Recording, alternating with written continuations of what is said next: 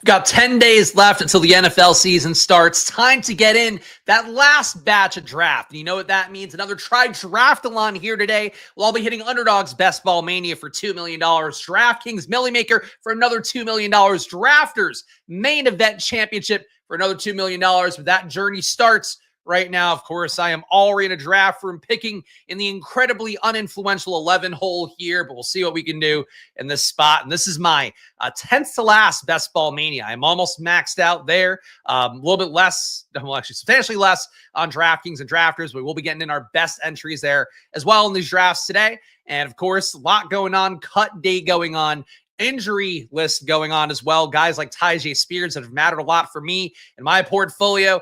As bad CLV now, not looking very good on that front. That said, it is still a thing where obviously you want to have good CLV, getting the guys who rose early on in the process, your J.K. Dobbins types, more recently your Keenan Allen types, your Ja'Cory Krosky-Merritt types. You've gotten those, that's great. But ultimately, any team can still win when it comes down to it. I will say for me right now, I'm feeling good about certain guys. I guess not really CLV-wise. Justin Fields, probably lost a little bit on him, but feel good about my stand on him. Guy that I have almost 20%, one of my highest exposed QBs. Besides that, though, some guys I'm not feeling great about include guys who are falling. Joe Mixon, he's going on the non-football injury list. And that was something I was looking up today, kind of curious about how that looks for him.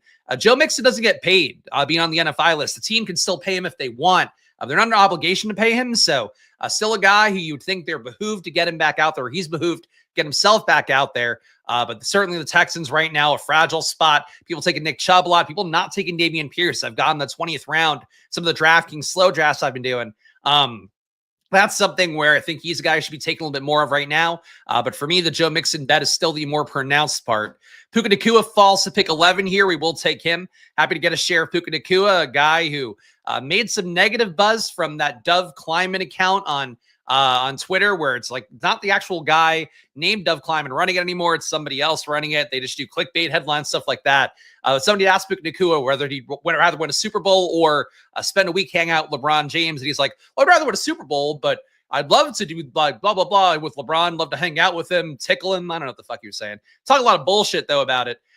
Josh Allen goes at 13. I think it's kind of unique to get a Puka Amon-Ra combo here. Maybe not the most unique thing in the world, but I think it's unique enough. So we'll go Puka Nacua, Amon-Ra start, a 0 RB start here that we're not doing very often these days. I'll see what we get when we don't pick for a while here. But Puka Nacua basically got clickbaited where was talking about, obviously he'd love to win a Super Bowl, but he wants to like hang out with Bronny, wants to take saunas and cold baths, ice plunges, not cold baths with LeBron. Maybe he wants to take a bath with LeBron too, rub his back, get him all soapy. That's Puka Nacua wants for his life. Christian McCaffrey, Ashton Genty here going, a combo that you could have gotten a lot earlier in BBM, more frequently at the 1-2 turn, but Ashton Genty, certainly a player that's lost some steam. CMC has not lost any luster for whatever reason. And I will say for CMC, one quote that came out, Mike Garofalo, I believe is the guy's name, who's an NFL Network reporter. It was a quote that didn't get a lot of steam, maybe because people don't want to hear it, don't want to believe it, don't think it's true, whatever. But the Niners, when they first traded for Brian Robinson, talked about they want to have these guys in the field together. That's the thing a lot of teams talk about. Pony personnel is what that's called. When you have both RBs in the field, and like it just doesn't work structurally that well because you want to have more blockers out there, more pass catchers, something like that. Some teams tried it, like the Browns running it, I think, a good amount in training camp with Judkins and Sampson was a report. There was a lot of that was going on there. So teams can try to do it. A lot of times it doesn't work out that much in games. You actually play, both primary running backs in the same spot. The fact the Niners were talking about it, the fact they've apparently kind of had a hard-on for Brian Robinson since he was a rookie. They were the guy that they wanted to get in then. Obviously, didn't align in terms of the draft capital and all that and how their roster looked. I think McCaffrey, I get like not making him suffer too much, especially in full-point PPR, but taking him at the 1-8 right now where he's been going, I don't know. I feel like he should kind of fall back to the 1-2 turn a little bit, especially because Derrick Henry's never really had a big rise into that range. And he's a guy where I think the offseason for him has been fairly pristine, where he's been healthy. They've looked good enough for whatever the Ravens have put out there. Nobody's been added into that backfield. It's still just Justice Hill and Keaton Mitchell out there doing not very much. I feel like there should be a period, or there should have been a period where Henry flips McCaffrey. And I think the Robinson thing would make me think maybe you could flip these guys a little, but not happening here. Robert the third is 0 CMC. I don't have 0, but I'm definitely under the field in him compared to some of the other first-round RBs. I'm above on Gibbs now. I think I'm definitely above on Saquon. think I'm with the field on Bijan. Just can't get enough of him overall. Above the field on Derrick Henry, who's not always a first-round back. But out of that group, McCaffrey's the only one I'm under on, so I'm cool with it. I mean, don't really have a complaint about it, I guess, for myself.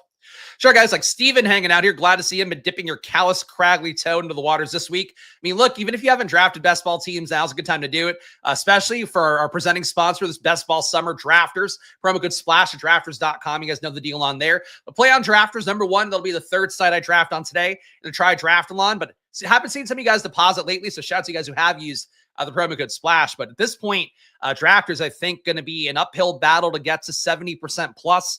Definitely think it's unlikely to get to 80% fill rate for their big tournament. It is 500K to first place on there. But the main thing right now is if you are drafting teams and a lot of your sharpest people in the space, people, it's frankly people sharper than me, guys like Pat Corain, I know, some of the good gamblers out there in Discords that I think I hold their opinion and some esteem. And if I don't think they're great people, I think they do sharp things.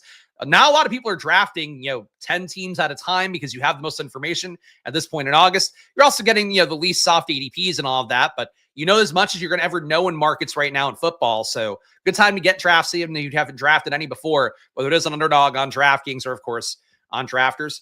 We got Garrett Wilson here coming back. I do think James Cook is probably more important to this team because RB is getting bled out. We do want to have some RB support. So I'm going to go with James Cook here. And look, I'd love to get Garrett Wilson back, set up that Justin Fields priority play as he has been for me this entire draft process. But to me, I think James Cook, with how RB is pretty much bled out at this point, I don't want to go up and get Travion Henderson necessarily at his top 40 pick. I'm just not really comfortable with that. I think he's going to be a guy who has a split workload, more than people want to see this year. So I go James Cook and go for the touchdown upside, even though it'd be great if he puts up 16 touchdowns again this year. Don't think it's the most likely. Now, this guy here, Chad E., apparently does not like Garrett Wilson, so I will grab Garrett Wilson. He has fallen a lot, and I know people have been down on the Jets offense. You didn't really see them look like world beaters in the preseason. Camp reports as well been up and down for sure. But I was going through some numbers, in particular QB. I know I've talked about this on stream before with Justin Fields and how the fact that, last year for Pittsburgh, that Arthur Smith offense, which was pretty conservative, but it still was a situation where Justin Fields looked better than a lot of QBs in the league. In particular, the 78% catchable ball rate he had, 71% on target rate. You're talking about good numbers here relative to a lot of the league. The catchable ball rate for Fields a little bit lower than your veteran guys like Joe Flacco, Aaron Rodgers. But Dak Prescott, 78% catchable ball rate. Fields is right in line with that. Dak Prescott last year, 64% on target rate. So on target less than Fields. And maybe in part of my brain, that's why I'm low on Dallas this year, because Dak was really not that good in the 8 games he played last season.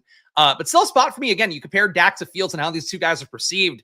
People are really down on Fields as a passer, but they're talking about this Dallas offense like it's going to be, the Bengals East / Bengals mid-country, but Southern based a little bit more. It's not quite as catchy when you put it that way. Better to call them Bengals East. Bengals NFC, probably more logical. People think that's going to be the case for Dallas this year, and it's like, all right, well, why was Dak a worse QB than Justin Fields last year? And it's 1 year. It's not even a full sample size of a year for both guys because Fields didn't get the full run out starting the entire season. Dak Prescott got hurt. But Fields kind of unfairly lost his starting job last year. Dak wasn't in danger of losing his job because he's getting paid more money than most QBs in football. I do think for Wilson, I think Wilson's kind of getting sucked down in that tide of people losing enthusiasm for Fields. Whenever Fields has started, he has been a top QB, and the fact as well that Fields, was fairly accurate. I would say at least league average accuracy, if not better than that. I think there's still a lot of life for Fields this year. Detroit offense, I've talked about a lot in this stream, that they're importing there with Tanner Engstrand, the offensive coordinator, coming in as a pass game coordinator for Detroit. It's not going to run like Jared Goff did, where you're going to have that kind of upside, but I think it will be an offense that runs pretty effectively, passes pretty effectively. I know I've said this a lot on stream, but we're now in the home stretch here. People are watching. The Jets are one of the biggest bets I have this entire offseason in terms of, really the entire draft process, but pre-NFL draft as well. I was taking Fields when he was a free agent. He's been a guy I believed in throughout, and that really hasn't changed. I think he's one of the things I feel most confident about this year. So that's how I feel about Justin Fields right now. Certainly for you guys out there, you're entitled to your opinions as well. I'm trying to pull up. There's too many fucking windows open. Trying to pull up exposures. So I want to see how much Garrett Wilson I have. Go to Best Ball Explorer here. I've not updated over the weekend, so the few drafts I've done off stream, I am going to be lacking a little bit on. before we make our pick. All right, Best Ball. Best Ball Explorer, part of the Solvers package. Again, not a presenting sponsor, not a paying company here, but I do use them a lot for my stuff, so you guys should use them as well if you want to use a similar tool. All right, exposure. Let's go portfolio. You can see my Tyjae Spears money going down by the day. But Justin Fields, 16.5% across the board. Lowest on drafters with Fields, which kind of surprises me. And then Garrett Wilson, 14.4% overall, including 15% on Underdog, 13% DraftKings. I think it's more the elevated price tags on drafters. But point being, and I just timed out here on DJ Moore, I think. I hope. Yeah, it's fine. Okay. That's going to be the click I was going to make anyway, but just wanted to flag that anyway. So our start here, 4 receivers, 1 RB with James Cook. Wasn't going to go to my way to prioritize getting Chuba Hubbard, who I think is also a guy going the wrong way with a 3rd down roll going to Rico Dowdle. So DJ Moore, a guy I'm happy to get, and he really went late here, actually. Went at pick 59. So DJ Moore normally going 10 spots earlier ADP-wise. Like that click. Chuba Hubbard came back. I can take him here and not feel bad about it, I guess. DeAndre Swift correlates more, but I will go Chuba Hubbard here. Still think there are goal line touches for him. I like the much cheaper price tag here for Chuba at pick 62 compared to the high 50s ADP he's had for most of the offseason. And really at this point, we just needed an RB. I don't think reaching for DeAndre Swift was the move, even though we have kind of a correlated Chicago bet. So I'm going to go Chuba Hubbard. So James Cook, Chuba Hubbard, a receiver, Puka Amon-Ra, St. Brown, Garrett Wilson, DJ Moore. Again, a little more weighted towards receiver as we should be here, but I think got enough RB capital in that I like where we're building so far. Now let's go back to this. I'm going to fucking minimize this window. I'm going to minimize the windows I'm not using right now, I think is what's helpful, because basically I have to keep 2 windows open with the big board view here and then my actual pick making thing, and it's fucking me up. All right, here we go. Any love for some Caleb Williams and a Bears stack? I like Caleb. He doesn't always align ADP-wise. People reach for him a little bit too much. So if Caleb comes back, happy to do it. Obviously, with the DJ Moore bet, that makes it easier. But if I have to take Caleb at pick 88 to not get, to risk not getting him at pick 107, that's where I often don't get Caleb. So obviously, I think this team right now, Fields ADP is at a spot where he theoretically should come back to 107. And honestly, like, it should be a thing where at 107 and 110, I should be able to get Fields and Caleb Williams if ADP were fair and people just took players at ADP. As it is right now in the draft process, though, I'm not quite sold. I would get Fields and Caleb back at 107 and 110. So I think it's going to be a tough decision point coming up for me here. If I want to take Fields, do I take him at pick 86 or do I try to risk it and push him to 107? I think right now I'm probably more inclined to take Fields early than not. But we have had good prices so far, so that might be part of my decision tree as well. DJ Moore went late 3rd in a DK draft I was in this morning. He took a couple. All right, whatever. Yeah, for DJ Moore, I mean, he's been working out of the backfield a lot, it seems like, throughout the entire offseason. The Bears are also really banged up at RB. I think their number 2, 3, and 4 RBs are all banged up right now for the Bears. So could be part of why DJ Moore's getting some more backfield touches lately. The fact he's being used like Deebo Samuel, though, I think has been kind of underreported for DJ Moore. And it's not something for Ben Johnson, where last year for Detroit, there wasn't really that kind of receiver who gets a ton of carries role. I think Amon-Ra maybe got like 1 a game, probably less than that. Jameson Williams, I think, also ended up netting like 1 a game with kind of the gimmicky touches those guys got. Let me see that real fast. Yeah, Jameson Williams, 0.7 rushes per game. Amon-Ra, 0.1 rushes per game, so even less than that. So, like, this hasn't been something Ben Johnson's used before, but with how much DJ Moore has been in the backfield, I think it's possible you get 2 to 3 rushes a game for him. Maybe at some point Luther Burden gets there as well. So that's, I think, a decent bet for DJ Moore on DraftKings, but also just anywhere you're going to get him at pick 58, I would take him. We're on the clock here. I mean, we had the little bet on Detroit. TJ Hawkinson, a guy I don't mind. Sam Laporta, though, does give us the Detroit stack, so let's just do that. Sam Laporta here. We don't have a QB. I would like to get Jared Goff potentially if I don't get Justin Fields, Caleb Williams, 2 other options. Eckler at 84. I've been making the case for Eckler a lot lately. That's aggressive. It's a little much.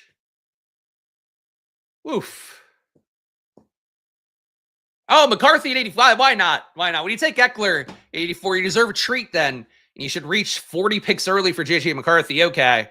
Well, if this is going to be the room, I think I should just fucking take Justin Fields and call it a day. That's not how I like to draft, though. So I am going to go Jaylen Warren here. Not a Caleb Johnson believer. I know you can sort of read into Jaylen Warren's kind of shitty performance this past week, reading to some of what we've seen, especially the film bros who love Caleb Johnson. That said, I gotta think I just push QB a little bit more here. Felt like we need some more RB support or a fifth receiver. Both were options for me, but instead we are going to go Jaylen Warren. So team so far, James Cook, Chuba Hubbard, Jaylen Warren at receiver, Puka Nakua, Amon-Ra St. Brown, Garrett Wilson, DJ Moore. Tight end is Sam Laporta. We are now at risk of losing really all the QBs I want. I'm not going to say out loud again, but I think that was the right pick to take RB here because RB is going to look a little bit worse coming up than it normally does. Zach Charbonnet went at 81 here. Mason went early. Jones went a little bit early. RB kind of got bled out. So that's part of my logic here. We're going to see how this goes. This is going to be dangerous. Fields been falling good amount lately. Got him at 125 yesterday. Depends on the room. It depends on the room.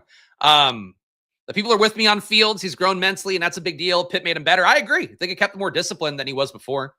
I was reviewing my portfolio. Looks like I'm about to go Raja Jackson on some people.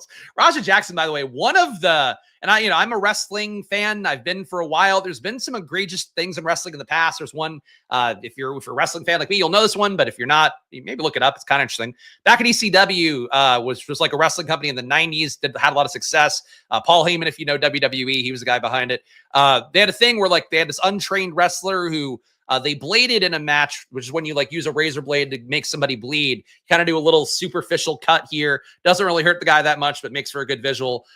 They cut a guy and they ended up getting really seriously fucked up in that one. And they used a young guy too, didn't consent and all that. That's previously held, I think, from at least what I understand, is the flag bearer of irresponsible stuff you're doing in wrestling for the most part. But if you missed it over the weekend, Raja Jackson, who's Rampage Jackson, the former UFC fighter's son, I guess he just streams his life. He's always on camera, basically every minute he's living. He went to a pro wrestling show in the California area, and basically one of the wrestlers, as wrestlers do, they're kind of assholes.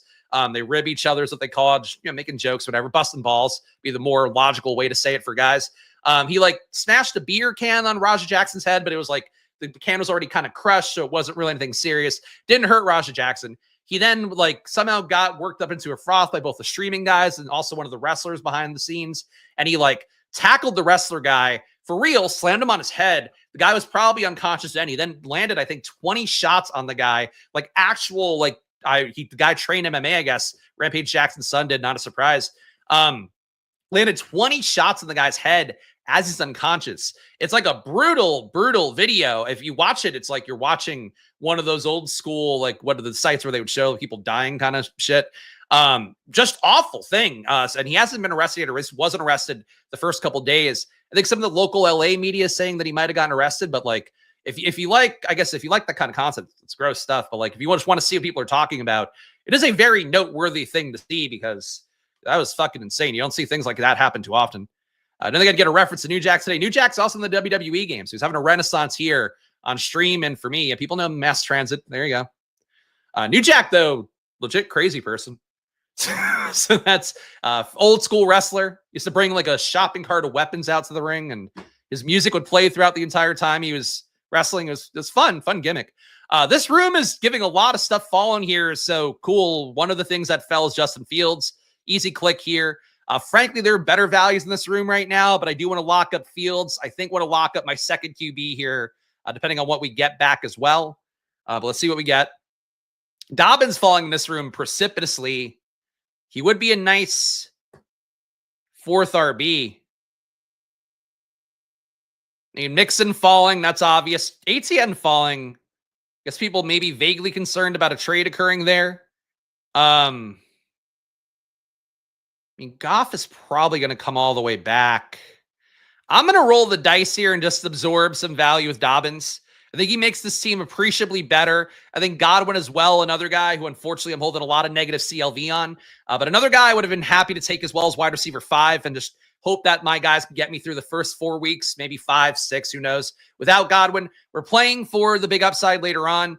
Caleb Williams goes right after me, so we're not going to get Caleb today, but I think our bet's more aligned with Goff anyway. I could have taken both too, and that would have been fair. But Dobbins at pick 110, all the signal is positive for Dobbins right now. He's RB1 for the Broncos. Even the kind of slow to come with it reporters for the Broncos, like Ben Albright, are now saying, I guess he's always been Team Dobbins there. Really, that guy's always anti-rookie. It seems like, based on his years of reporting I've seen. Point being, though, is like he said that apparently Dobbins is safely ahead. He's beaten that drum the entire offseason. And now, based on what we've seen from Harvey in the preseason, I think Dobbins is safely ahead. So 1-4-4-1 build here. We got Justin Fields at RB, James Cook, Chuba Hubbard, Jalen Warren, J.K. Dobbins. Nice values here, but you definitely, this room is reaching all over the place for shit that doesn't make sense. Puka Nacua, Amon-Ra St. Brown, Garrett Wilson, DJ Moore, tight end, Sam Laporta. Look, nice ADP values here. I don't dislike the players we've gotten. I don't think we're getting the most fun rising players necessarily in this room so far. But compared to guys taking J.J. McCarthy at pick 85 when he's going down, I think this room's working out okay for me. The wrestler was choking on his teeth and blood. Yeah, pretty gruesome. And definitely be charged with attempted murder. I would hope so. But, the rest being at wrestling and all that wouldn't shock me if the guy didn't press charges or something. Who knows? Jared Goff goes. This guy better have JMO. All right, he's got JMO and Gibbs.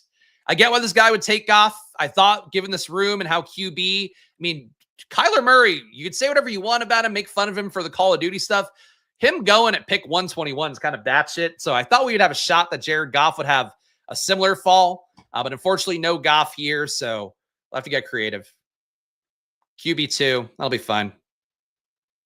Robert Woods got released from Pittsburgh. All right, so that's, I think, not surprising to me. Roman Wilson's apparently had a pretty good rapport building with Aaron Rodgers. Right now, the starter should be Calvin Austin. So, yeah, Robert Woods, his career seems like it's been done anyway. Not a surprise.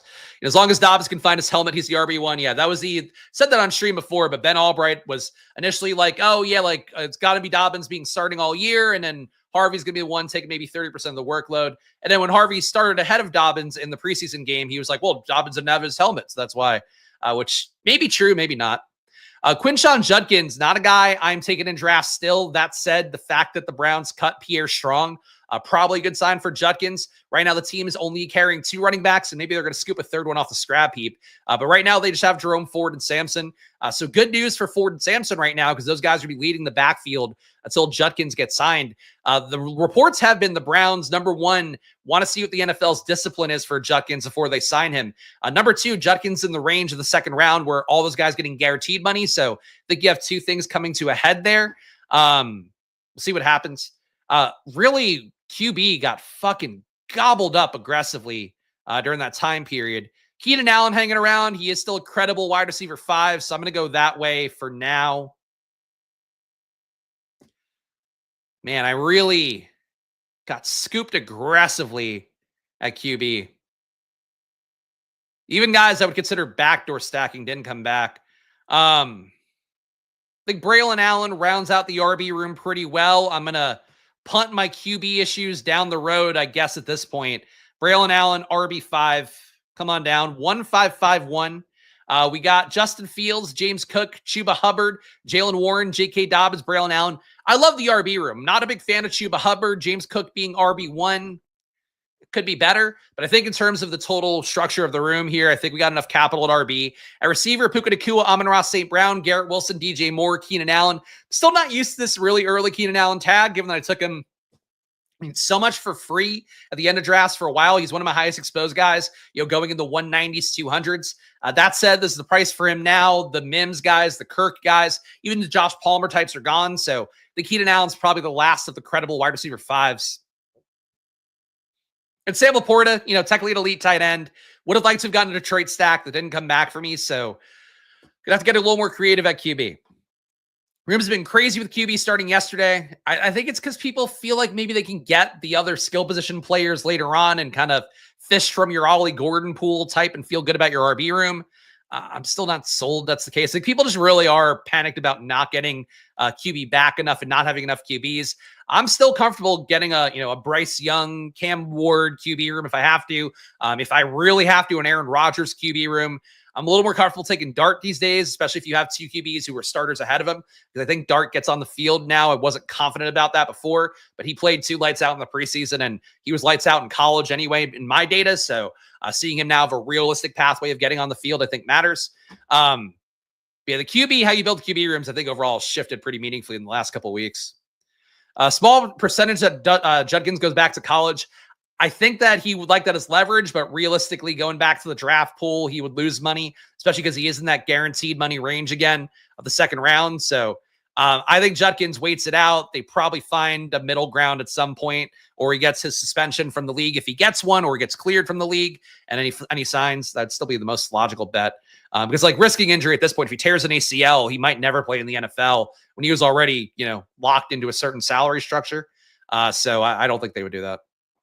But I did see that floated to the media, which I think is probably his representation doing that, or the media just trying to make some headlines. But I'd probably guess there's more his representation going like, hey, we have leverage too, even though he really doesn't have leverage at this point. Shout out to all you guys hanging out here. Again, please make sure to hit that like button, subscribe. I have been all year long showing you guys my gambling across the world in best ball. My volume has been down this year, though I will be ramping up a little bit more for the DFS season, because that is where a lot of money is still spent. A lot of my passion lies as well. Stay tuned for that coming up here, but make sure to subscribe, hit the like button, help me fight off that YouTube algorithm, which is overwrought with best ball content right now. But still, I've been here for years. I'll keep being here as much as I can handle it sanity-wise. Dylan Sampson going at 152. Nice price for him, I think, at this point. Penix goes. Definitely would have been a consideration for me, given the bet we have on Puka. But Bryce Young is also a valuable enough click at this point. We'll backdoor some Bryce Young QB2 for me with Justin Fields. I am in familiar ground for myself, certainly. And this guy, Chad C. Haiti, I don't know. He has been reaching all over the place, and he does it again here. Goes for Chigakonkwo. You could just take Cam Ward, too, at that point. 2551. He goes to what? Why would you take Chig and Tua? Oh, fucking. Why do I even ask? Why you guys should just assume something stupid's gonna happen. All right. Ray Davis falling a little bit, but he doesn't make sense. I'm gonna go Cam Ward here. If that guy's not gonna take Cam Ward, I don't understand why. Still think to me Cam Ward above Geno Smith. Geno, though, you do have some more backdoor options now, though Dante Thornton's come up so much. But Amari Cooper coming to that team, I don't think great for Dante Thornton. If you're going to play Amari Cooper at this point, I think you're playing him out wide still. I don't know. Let's give this team a read. I got to recalibrate a little bit more here. So 3-5-5-1. We have Justin Fields, Bryce Young, Cam Ward. Like the QB room, think that Fields could be in a 2 QB build. I could live with Fields and Bryce Young, but I want to get the third QB if I can. We got James Cook, Chuba Hubbard. So Chuba correlates with Bryce Young a little bit. So we have a baseline Carolina theoretical stack. Jalen Warren, J.K. Dobbins, Braylon Allen. Love the value I got on Dobbins. Like the value on Chuba Hubbard. I probably wouldn't have taken them otherwise. Puka Nacua, Amon-Ra St. Brown, Garrett Wilson leads off the receiver room. DJ Moore got an 11-pick ADP discount on him. Keenan Allen, 9-pick ADP discount, but that doesn't matter because he was free at one point in drafts. And Sam Laporta, little 6.5-pick discount too. Like, I think the team is nice. I think it could have been better if a few things aligned, like Goff coming all the way back, stuff like that. But let's see what we get down the home stretch. I agree. Ayumanor or Lockett would be nice. I would like to get more Ayumanor because I feel like I took enough Lockett early on in the process. But both guys, I do think, going to be, your number 2 receiver, number 3 receiver for Tennessee. Van Jefferson hanging around, I guess, complicates things a little bit for Ayumanor. But Lockett, even though he didn't show much in the preseason, like he was out there at the starting group a lot for Tennessee. So I think he is not a fun click for sure. But he's a guy that I think has had a projection this entire offseason and continues to have one. If you think Cam Ward's going to be anything remotely useful overall. We'll see what we're going to do here down the stretch because we got some backdoor options, I think, for both Bryce and Cam Ward. Adam Thielen's a guy we should talk about briefly here just because of the fact that, for Thielen at this point, I've thought that the Panthers don't want to give him up. It seems like based upon the negotiation so far, which Adam Schefter getting him fed directly from one of either the Vikings front office or Thielen's agent, I don't know. But apparently Thielen wants to go back to Minnesota. During the offseason, he had actually taken fucking Mason Taylor goes early. Why? Like, what has Mason Taylor done to go earlier than usual here besides this room just being stupid kind of? Whatever. We'll get Mason Taylor today. Point being, like, Thielen took these guys on a boat trip to Minnesota in the offseason. He still has property there. Apparently his wife wants to be back in Minnesota, so that's probably, I'm sure, a big part of the decision. But Carolina doesn't really want to give up Thielen because he's been a really valuable safety blanket for Bryce Young, and that's something they've talked about in press conferences and things like that. So seems like a weird impasse. I would still think that there's too much smoke there. Thielen could absolutely move. Something to keep in mind, if you're taking him with Carolina right now, I don't think you're actually getting the full value of that stack. I'm going to go Jerome Ford here. I think he's gotten more valuable with Pierre Strong getting moved.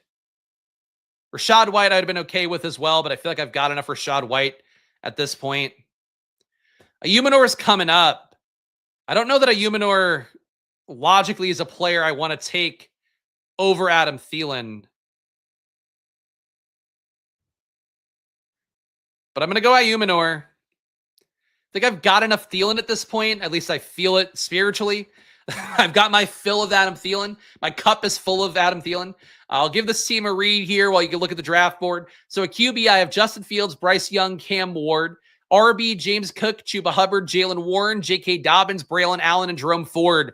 Really feel like I've got enough RBs here, but adding one more doesn't feel crazy either. At receiver, Puka Nacua, Amon-Ra St. Brown, Garrett Wilson, DJ Moore, Keenan Allen, Alik Ayumanor. I just don't think Ayumanor feels like a wide receiver 6 to me. He feels like a last guy, receiver guy, option to me, wide receiver 7 type. But that said, I got to take him at the price tag he's at now. People are stoked about Ayumanor. Was at a decent preseason. I still think he's mostly buried behind Ridley, but I do want to get some exposure to him in my Cam Ward stacks. Sam Laporte, our only tight end at this point. Chikakonkwo went early. Whatever. Is what it is. Titans were scheming Ayumanor in the preseason while playing with Ward. He's going to be a great late season play. I think you need Ridley to go down for him to really have the big upside there. They play too similar of a role, and like ultimately, Ridley was also getting schemed an incredible amount of opportunity. The little bit that he played in the preseason, so priority is Ridley there. Like they're paying him too much. Like frankly, Cam Ward's hyped him up enough. But if Ridley goes down, I think that's where Ayumanor becomes, potentially this really valuable play. The same role too, like that Ayumanor has or is competing for. Van Jefferson had the long play in the preseason as well. The outside receiver role, because of Cam Ward and who he is, kind of like I talked about with Jaden Daniels previously, CJ Stroud his rookie year, Penix this year. I feel the same thing about downfield attacking QBs having just that sacrificial X receiver. And a lot of offenses, that guy might not get a lot of opportunity. In Tennessee's offense, I think that guy does. So taking shots on all of them. Not Van Jefferson, but like taking shots on Ayumanor, taking shots on Ridley. I think both priorities. Panthers only have Hunter Renfrow behind Thielen. No bueno. Then it would be Coker. Coker taking over in the slot / Coker and Leggett rotating in the slot, but I think it'd be mostly Coker. It's really the big issue for Coker right now is that functionally he's blocked by Thielen being out there. And Renfrow is too, but I don't think Renfrow is even a guarantee to make the team. Honestly, we might find out this Thielen trade thing by today because it is cut down day. And like, I would think that Renfrow might get cut if they aren't going to trade Thielen, but if they are going to trade Thielen, I think Renfrow sticks on the team. So we'll see. Coker goes at 197. Was kind of hoping he would come back, which is not something I felt too frequently about Jalen Coker, but for this team, it would have been nice. Sadly, we get what we get. Did Damian Martinez get cut? Holani played too well, probably for Martinez. Martinez, I think a valid power back, but power backs are not very much in vogue these days, unfortunately. All right, we have a 3-6-6-1 build. Let's move back to me picking tab. Harold Fannin is a late riser, and I do want to get more of him because I believe a lot in the talent. He graded out as one of the best prospects as a receiver at tight end. Unfortunately, he played at Bowling Green, so not a lot of esteem you put in that necessarily. But I am going to go Harold Fannin here. And all the other tight ends got taken. Wouldn't hate a third tight end, but I think receiver would be the move where Troy Franklin went. Malik Washington, a guy I'm trying to get some more of down the home stretch, have liked the reports for him. There's a puff piece on ESPN talking about how Malik Washington went out of his way to win over Tua Tagovailoa as a friend because he thinks that's how he's going to get more targets, and he might be right, it seems like, including going on a boat trip with Tua, and he doesn't like boats, Malik Washington, that is. So we will go with that seventh receiver here. So final team before we head over to DraftKings. We got Justin Fields, Bryce Young, Cam Ward, James Cook, Chuba Hubbard, Jalen Warren, J.K. Dobbins, Braylon Allen, Jerome Ford. So 3 QBs, 6 RBs. I think the RB room probably a little bit more draft capital than I needed. But these guys all have roles, so I do like that, including Jerome Ford. A receiver, Puka Nakua, Amon-Ra St. Brown, Garrett Wilson, top 3 is very strong. DJ Moore at pick 59, I feel like is also a very strong wide receiver 4. Keenan Allen, Malik Ayumanor, Malik Washington, and then tight end, Sam Laporta, Harold Fannin. Fannin, all the preseason hype, looking good for him, even though he was not a guy I wanted to buy in on early. Now I think it's time to do it, so I think enough's been proven by him, and certainly the pre-draft stuff for him. I thought he looked good, just didn't think the landing spot was great with Njoku. Njoku, though, functionally in the last year of his deal, so could be something that matters. But I am entering on DraftKings next. I'm sure I'm going to get a draft stalker in here, but we'll be sharing with you guys here that I have. No, it's filled. Snap fill. I bet this fucker's still in it, though. Bet he could sense me going, and he got in. No. All right. No draft stalker in this one. We did it.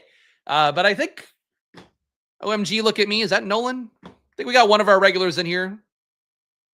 That's it. So DraftKings, pristine room here mostly. We'll see what happens when this starts in 1:40. Guys, show some love if you can. Hit that like button, subscribe. It goes a long way from here. Just one guy showing you my gambling on stream, as I have for years across the world. The Best Ball, NFL, DFS, my Splash Play Bets channel, NBA. That's coming up again soon for us. Hopefully in a week and a month and a half. Not a week and a half, thank God. But lots going on here as always on Splash Play. So please do support the show. Subscribe at the like button. Make sure to check out Drafters as well, the only site that allows you to play on other sites when they are doing ad deals. And for Drafters, they wanted me to show you guys the world of Underdog, the world of DraftKings, and the world of Drafters, which right now is looking like the most beneficial tournament to enter. Obviously, we want to win the big money on DraftKings Underdog. It's why I draft so many of those teams on stream. But on Drafters, $500K to first place and a good shot at there being 80% fill rate, maybe even 75%, means the overlay will probably carry you further on Drafters. I finished top 100 on there a couple years ago. Last year, finished top 10 in playoff best ball, only putting in 3 entries. It's kind of upside you have on Drafters because their tournaments just frankly don't fill as well, and it's part of their business model, which, hey, you can say whatever you want, but it benefits you as a customer. So check it out at Drafters. Go play on there. Get your shot at $500K, and you'll be drafting along with me as well if you want. Coming up in the last part of this Try Draftalon video after we finish on DraftKings. Let the Drafters and do 20 rounds of total point PPR on there. No pod format as well, so play on Drafters. But right now, it's DraftKings time. And best ball week has ended, so promos have gone. If I had to guess, though, with DraftKings fill rate right now at about 80%, they might give you one more shot at some bonuses coming up in the next 5 days. But we're in the home stretch right now for them to fill this tournament, so I think they're at a decent clip right now. And a lot of people, Pat Corain on ADP Chasing before I did this show, had that on in the background. He was talking about getting in his 80 entries on DraftKings. If you are trying to max out the tournament, I think a lot of people are going to be doing that as well. So I'm not sure there's a guarantee of there being overlay on DraftKings, but I would still say a decent shot of there being not filled and reduced rake. We'll see. Shout out Nickel. Good afternoon. Lunch is over. Going to pop the stream and finish the workday. Hope everyone's doing well. Appreciate Nickel is doing well, or hope you're doing well as well. Sounds like it from your day. Appreciate all you guys watching live here after the fact too, or listening on podcast form, whether you're on Twitter or YouTube as well. Appreciate all you guys watching wherever you are. And once again, picking in the not even remotely influential 12 hole. It's fucking unbelievable, by the way. Like, what's going on? Like, where am I at in my DraftKings picks? Let's see. Pick tendencies, draft positions. Here we go. So I don't think this includes the one from Friday. I think it does include Thursday. I might have done DraftKings draft over the weekend as well. But I've had 7 12 spots compared to 12 101s. So I guess I was due on DraftKings for a dog shit spot. But boy, I feel like I've gotten a lot of 111s and 112s this year, whether it is on DraftKings or Underdog. But, we'll have our shots at a balanced build, a Derrick Henry plus a receiver build. Probably the most likely options to be there at the 12 spot. I can live with that. Puka Nakua at pick 6 here. People feeling more comfortable now that Stafford's playing. I feel like that's the one injury thing that worked out positively in this offseason where, I mean, Darnell Mooney, I guess, is another one where it doesn't seem like he's going to be on the PUP list or anything like that. But for Matthew Stafford, I mean, he's playing week 1. It looks like he's been in practice with enough time to feel confident about his back, at least relative to, the risk of reoccurrence that could occur. So like Puka Nakua coming up, I guess makes sense. It's just odd for him to come up now, given the fact that really there's nothing that's changed. Puka Nakua was slipping to the beginning of the second round in some rooms before, and now this guy feels comfortable taking him at pick 6. And I like Puka a lot. It's just, I don't know if that's great draft process overall. All right, Derrick Henry comes back. Again, it's not like a fun click for me at this point, but I still think he's the best click in the spot. He was great last year, despite the advanced age. The workload is great. Has avoided tackle rate being above 20% at his volume. Pretty nuts as well. And Drake London, a guy I do love. I think he's one of the players that, in terms of how I value him as a prospect and in terms of the upside, he brings this year as a guy had over 30% target per out run last year, closer to 35% with Michael Penix when they played together. Now he gets the run out with Mooney probably playing week 1, but maybe when he doesn't play week 1, I think Drake London could start very hot. So Drake London, guy that I like here, getting some more right now. Trade me the absolute pile of number 3s that keep getting served. I mean, you get one of Bijan, Jefferson, Barkley. I wouldn't mind that. I'm a little bit low on Bijan, I think, overall. Let me look at my portfolio. Not by choice, because I take him whenever he's there for the most part, but I didn't take him over Saquon early on, and I think that's probably harming me a little. I've got 10% Bijan overall, includes 10% on Underdog, 13% on DraftKings, 8% on Drafters, so I'm with it on Bijan everywhere. I guess that's a positive. Wasn't sure that was going to be the case. But yeah, Drake London, a guy I've been trying to prioritize in this back 25% of drafts. I'm up to now 11% of him. That feels okay to me.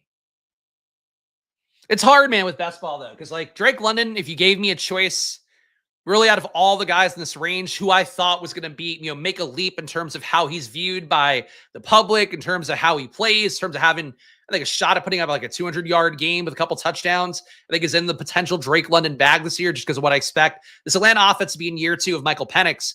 And also just what they showed last year too. It was a pretty aggressive offense last year, even though Kirk Cousins was hurt and banged up.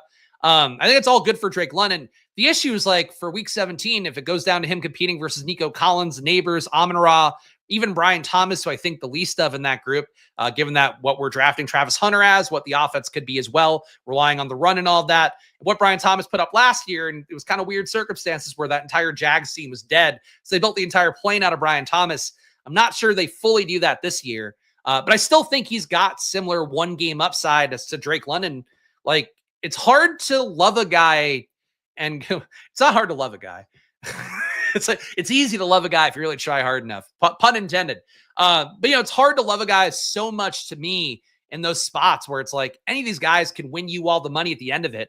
And I think for Drake London, I think the talent is so strong. I think the matchup as well, Rams Atlanta for week 17 is one that I think has a very high potential of shooting out. And it's all good stuff for Drake London.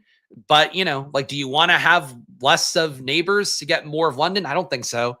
I just want to get all these guys when they're available, sort of the way I feel about it, and it's the way I've handled it. But as a result, I've really got no stand here besides I've definitely favored the Puka, this 5 group of Puka, Collins, Neighbors, Amon-Ra, and London. I'm fading Brian Thomas relative to those guys, which feels scary. Yeah, I've got 6% Brian Thomas, so he is the low man for that group for me. Amon-Ra closer to 7. Puka 10%. I've taken him wherever he fell. So anyway, it's one of those little stands, I guess, that I have. Everyone has holes. Yeah. I love London. The O-line injury is definitely concerning considering it's Penix, blindside lineman. Yeah, I think that's when you're starting to worry too much about the minor parts. I mean, and granted, look, I think there are a few things for me. I'm curious how this year works out for me injury-wise, because this year was a year where I was like, look, this guy's going to play at some point. I know what the potential is based on the usage last year for guys like Chris Godwin, guys like Joe Mixon, or Darnell Mooney. I think would be a similar case as well, that's worked out seemingly a little bit better. That's the big thing I'm concerned about from my portfolio. But I think in general, and to tie it in with what Sauce is talking about, I think when you get really micro on stuff like that, you kind of miss the larger picture. So I've gone too macro perhaps, where it's like I'm not even looking at injuries as like real inhibitors to drafting a guy a lot. Marshawn Lloyd, I'm gonna end up having 2x the field on him in my final VBM numbers just because I took him so much in the last round. I think that's one of the things where you could definitely get more micro about injuries and stuff, and I probably should. But I think you're getting too micro when you're like, like his right tackle's is hurt, so like I can't have Michael Penix because that's his equivalent of a left tackle. I don't know. I don't worry about stuff like that. Week 15 to 17 Atlanta schedule's the nuts, and I don't really care about that too much, but like the playoff schedules, I care about the week 17 matchup, but we don't know whose defense is going to be good and who's not going to be good this year. It's the least sticky thing year to year in football that we always try to think is more sticky. But that said, I just think Atlanta's defense is also not that good. Like Detroit's defense, I think, should actually be appreciably better this year. And frankly, they were pretty close to very good last year. They got in a lot of shootouts still because the offense kind of requires so much attention there. But Atlanta's defense, I just don't think it's better. Tyreek Hill fallen back a little bit. He's one of my least favorite picks on the board. I'm not going to start taking him now, to be honest. Devontae Adams hanging around here. Still a player I'd like to take. And I'm going to do that. Marvin Harrison went earlier for a large part of the draft cycle. But I do think getting the second RB usually feels pretty good here overall. Do I just get Fields in every draft and take Garrett Wilson now to stake the claim? I could do that. Marvin Harrison, I've been soft fading all year. I'm going to go, fuck it. I'm going to go Garrett Wilson. This is a really tough click for me. I want to get more Kenneth Walker still. I don't know that I have enough on DraftKings in particular. I've got 7.9% Walker on DraftKings, so I am a little bit lower on him than I would like to be. Could have probably gone Walker there. I've definitely got enough Garrett Wilson, but now the bet's gotten cheaper where I kind of want to keep scooping that. Yeah, I've got 13% Garrett Wilson on DraftKings, 15% on Underdog. I just like Garrett Wilson and Justin Fields too much. So if I die on that hill this year, at least we know it's a deliberate choice. So my team so far, Derrick Henry, Drake London, Devontae Adams, Garrett Wilson. We have a Week 17 correlation with Atlanta Rams, so would like to get one of Stafford or Penix at QB, most likely. With Garrett Wilson here, definitely feels like a Fields team. On DraftKings, they're trying to get Fields at 108 would be nice. So we'll see how that works out. Speaking of injury, I'd assume that a tag on Hill is just from divorce case he just settled. He also hasn't been in practice for 3 weeks, was the report that came out today. So Tyreek Hill is banged up. I don't care about a DraftKings Q tag. You shouldn't worry about that, besides what it represents for you getting guys slightly cheaper because of how DraftKings works, and people on DraftKings tend to hate seeing that Q tag. But yeah, Tyreek Hill has actually been hurt. So yeah. But I guess that could be it too. If you're maybe telling me that he's not actually hurt, but I think he was hurt too. It could be going through divorce and hurt, but he's also, I don't know, man. I've said it before. People ask like, what's one of my biggest fades? Tyreek, easily one of my biggest fades. I have under 1% of him. There's nobody else in that range that's even close to that. But Miami overall, I saw yesterday on Twitter that apparently Mike McDaniel's leading the first coach to get fired odds. That's how I've felt about it too. And I don't know that he gets fired in season. Like, he probably built up enough goodwill. They wait until the end of the year. But I really do think that he's growing and effective for that team, and I'm not sold about it. I just hate the price tags for Hill and Waddle to a lesser extent. But who knows? Who knows? I won't die alone on the Jets hill. Be dead with me on the Jets. Like, I'm glad you guys are with me on it. I just feel like a lot of people are, you can see the market pricing for Wilson and Fields down the home stretch. People are not as excited about that offense as I am. And I get it. They're going to run a lot, but ultimately running can create more efficient passing. And in a really clean, target tree where it's Garrett Wilson, then it's fucking nothing. They even cut Malachi Corley. Remember when he was the thing? People are like, Malachi Corley's going to be going nuts in this offense. And now he's gone, year 2? So Malachi Corley, whatever. It doesn't really matter that much. Point being is the Jets got nothing else there. Like Josh Reynolds, wide receiver 2, Allen Lazard still on the roster. He'll be in the hunt for some targets, but without Aaron Rodgers there, it's not the same connection that led him to have multiple 50-yard touchdowns last year. I think it just all goes through Wilson and Mason Taylor to a lesser extent as well. Feel like Fields has always had some kind of 2 touchdown games for his tight ends because the way that he'll scramble around, create some opportunity there. And I'm sure Breece Hall gets targets. He goes here at pick 54 after Alvin Kamara. But, I really think for how this offense flows, like, yeah, you see this helps the case for Breece, but Breece still has Braylon Allen breathing down his neck. They both have Isaiah Davis breathing down their necks. Garrett Wilson has nobody breathing down his neck, and he has a previously established connection with Fields. That was part of why Fields came to the Jets. I don't know, man. Garrett Wilson falling late. One of those I'm happy to buy the dip on. It's hurt my CLV a little bit. But if it leads me to getting, 16% Garrett Wilson here down the home stretch, I'm willing to do it. Marvin Harrison at 40 also feels a little bit too cheap. But, the Cardinals, not a very buzzy team. I think Pete might have said it yesterday on his stream with one of the guys. He did like a fucking 8-hour stream yesterday. I don't know who he was talking to when he did it, but he mentioned that the Cardinals feel like one of the least or the most underreported teams because they just don't have any beat reporters that cover them any sort of depth at this point. We haven't heard much about Marvin Harrison, but I don't know they should be falling that much either. I think people are just tired of making those clicks. Like they're like, I've clicked Marvin Harrison enough.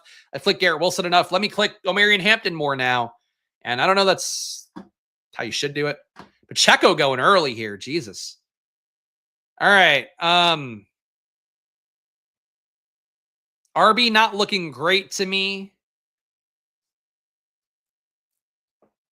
Zay Flowers, again, another guy people are bored of clicking. He's now at a 60.5 ADP. I am going to absorb the discount on DJ Moore again. Why do people hate DJ Moore? I don't know. But fourth receiver here, DJ Moore. Pretty clean build, I think. And do I really load up the receiver room? I mean, I'd love to take Debo here, but Devontae Smith is actually a pretty substantial faller at this point. DeAndre Swift makes the RB room appreciably better, in my opinion, and we now have the bet on DJ Moore as well. It's crazy cheap for Devontae Smith, though. But I'll go DeAndre Swift. I think if we take that fifth receiver right now, I just lose my flexibility to soak up receiver value in the future, and I need to kind of dig out of a hole at RB. As it is right now with what Chicago's shown me in the preseason, like I think this team's going to be well schemed and well blocked, which was sort of my bet on DeAndre Swift this entire time as one of my highest exposed players. And at this point, too, with Roshan being banged up, Monangai being banged up, Swift, for whatever flaws he may have as a player, I think he's got unlimited run out to start. So Derrick Henry, DeAndre Swift start, all D teams up top. We are loaded with Ds, quadruple Ds here. I'm sure our guy Mathology would love to see that. Drake London, Devontae Adams, Garrett Wilson, wide receiver 3, DJ Moore, wide receiver 5. So Henry, Swift, I think the RB room works. The receiver room, that top 4 is really strong in my opinion. Let's see if we can stick the landing here. Man, all right. Crazy team. Shout out to everybody watching live here or after the fact. If you're watching on Twitter or YouTube, please hit that like button. Please subscribe or hit the follow button. Of course, all my content now flowing through both the @SplashPlay pod handles on Twitter, on YouTube. So please show some love. Hit the like button, hit the follow, whatever. That's all I'm posting content-wise. Though I am feeling these days, and it fucking really goes against it's running up against my ethics, starting to feel like I have to start posting on Twitter again. I really don't want to. I think I'm losing out on gigs because I'm not just out there whoring myself all the time. So it's something that's on my radar, but I just don't want to. Just not even for the work part of it. I just really hate the culture, hate it. Maybe I'll post tweets and not allow anybody to reply. That's what I'll do. I don't know. This game of ours, though, got to rethink it. I think Robert Griffin the Turd asked me earlier in the video what my schedule was for the season. So right now the plan is showdown stuff Monday and Thursday still. Friday, the premium video going data deep dive. Friday also doing my weekly preview thing. I'm Sundays still planning to doing the video Sunday mornings. Then I'll also be on Stochastics live before lock with Eric Lindquist on Sundays. And I think maybe one more video. I don't really want to do the best ball weekly recap video because it's work and I don't it doesn't get a lot of views, and frankly, I don't know. But that's one I'm still considering doing that Tuesday or Wednesday. We'll see how frisky I feel. But right now, the gambling forward videos are all locked in for me. Monday, Thursday, Friday, and Sunday morning, you'll be getting content from me. We'll see from there. I'm glad seeing Steven here. I'm sure I'll be seeing him more. We'll be seeing him more come the season. Swift's son ran this offseason. Probably true. mean, the fact they never got the rookie in the first place, probably a really big win for Swift in a way that we didn't really account for. People talk themselves into Monin guy, and it's like, all right, Monin guy moved up the depth chart a little bit. Then he's been hurt for multiple weeks since then. I don't know that he holds on to what he had before. And eventually, I think Roshan's got to get out there. Hopefully, he's not one of the dudes landing on the pup list as we speak. I think Swift has a really good situation right now. And if Roshan's banged up, if Monin guy's banged up heading into week 1, probably gets a little bit cleaner. But, you know, we'll see. Let's see if there are any cut reports going on right now. I think somebody mentioned this in chat. Restrepo getting waived by the Titans. We'll go through on Underdog's handle, see how it looks. Restrepo getting waived. Feel like I've been waiting for that the entire offseason. He can't play special teams. That's always going to be an inhibitor. Hartman got cut. You got Mariota there. You don't need to carry the third QB. Hamler released. The Commanders have also cut, they cut Gallup. They cut another receiver who I don't know who it was, but pretty clean for Jalen Lane. This point in that Commander's depth chart. And somehow Luke McCaffrey hanging on there. Probably a positive for him. Deontay Johnson. Yeah, I guess we could talk about Deontay Johnson. I've never been in on Deontay Johnson. I haven't been even when people thought he was good a couple of years ago. I was Team Pickens.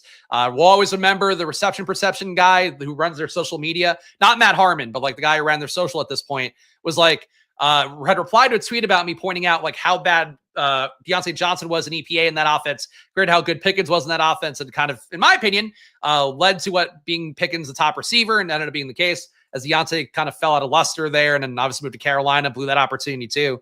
And the guy was like, well, yeah, but Deontay is really good, and you can't compare offensive environments, and it's they're in the fucking same offense. But for Deontay, that was, to me, the death knell. He was one of the most inefficient receivers in football a couple of years ago, and everybody still thought he was good. Now you have nobody, nothing capital-wise signed him to anybody. The Browns get rid of him. I just think his career is probably donezo. We got 4 receivers, 2 RBs. QB is going to get a little sweaty coming up. Tracy going the wrong way. Really don't love this spot. I'm going to go Jennings here. I'm just going to make the receiver room a little bit better, I think. Boy, I'll tell you what, guys. I don't like taking this player. I think it's time for me to take a share, though. Krosky Merritt at pick 85. I just think he's a better click than Tyrone Tracy at this point. Still not very enthused for Krosky Merritt as a prospect. 24-year-old RB, but I just got to take him a little bit here down the home stretch. So I have a few shares of free Krosky Merritt from back in the day, but not nearly enough. My overall exposure to Krosky Merritt is 2%, 4% on DraftKings of the 20 rounds. But yeah, so Krosky Merritt on the team now is RB3. Weird room for me. Let's give the team a read, though. We got Derrick Henry, DeAndre Swift, our top 2 RBs. Drake London, Devontae Adams, Garrett Wilson, DJ Moore, the big discount on him. Juwan Jennings, Krosky Merritt.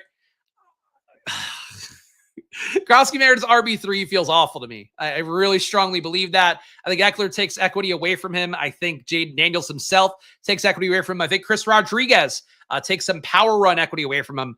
But if you're telling me in situations where the Commanders are up by a lot of points, I think Krosky Merritt probably the back who's going to get some touches there and clean up, maybe break some big runs. There's still worlds where he succeeds. I just don't know if the game theory is correct on even drafting him at all at this point, just given the fact that, especially on DraftKings, 80% of the tournament has passed and he was drafted for free in the 20th round whenever he was picked in so many of them. I guess the logic would be that he probably is still undrafted in enough rooms that there's still merit, no pun intended, for taking him. But that said, I don't know, man. How does he feel like a better click than Tracy? Tracy is getting the competition that you don't want him to have with Scadaboo coming in and being healthy now with lead up heading into the season. Krosky Merritt has iced an incumbent back who got a tremendous workload last year, including over 3 red zone carries a game. I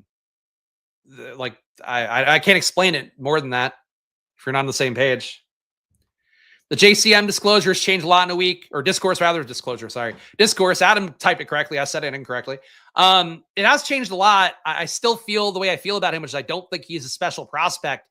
And I think if they had You know, in this class where there's so many ballyhooed guys, if they had Ollie Gordon, if they had, who's like Ollie Gordon's even honestly too sexy of a click. If they had Jarquez Hunter, if they had Taj Boyd, if they had DJ Giddens, I think they would feel the same way about that guy because like anybody in this offense is going to do pretty well running straight ahead, doing that stuff that happens there.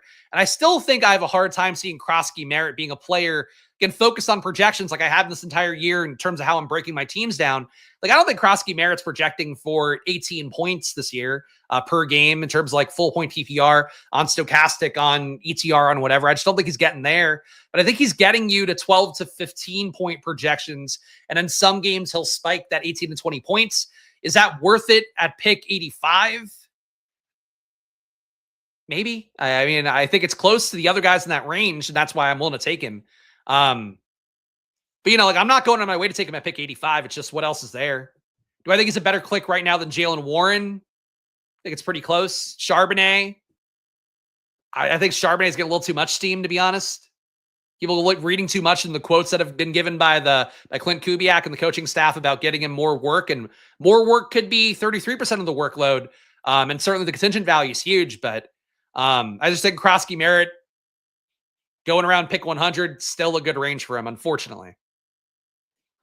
And I'm the most bearish on Krosky Merritt, I think, out of everybody who would be qualified as like especially commander slappy like I am. But yeah, like Eckler to me, 40 picks later, still probably the better click. If JCM does well in deep doo-doo, yeah, I mean, it'll change it'll be a Puka Nacua kind of equivalent pick. It's tough because like the signal was certainly there. And I think this is one of the things for me where I felt like this year the markets were too respondent to drumbeat. Like if there was any sort of positive buzz for any player, the markets were immediately like seizing on it and going way too hard on that guy. And the guy was going 20 picks earlier than he should. And like Krosky Merritt ended up being one of the few where it's like the drumbeat was there and this was right the entire time. And I just never really put those pieces together. So, but yeah, one of the things for me, I feel like was a flaw in my process. I think, like I talked about earlier, the injured guys was a hole in my process on the other side. You know, we hopefully improve from it. I don't know. Justin Fields here, easy click for me. We wanted to make the bet again. He's a priority based on the thumbnail, and he's been a priority in my rooms today. 1350 build. Would like to get more in at RB, but this is not a great range to do that. Mixon, I feel like I've got enough at this point. Chicago bet's pretty big, so I'm going to go Caleb Williams here. So we'll do what we didn't do last time out, take both QBs on this swath. Fields, Caleb Williams here, two of our stack partners. I guess for Caleb, we have a double stack with Swift and DJ Moore.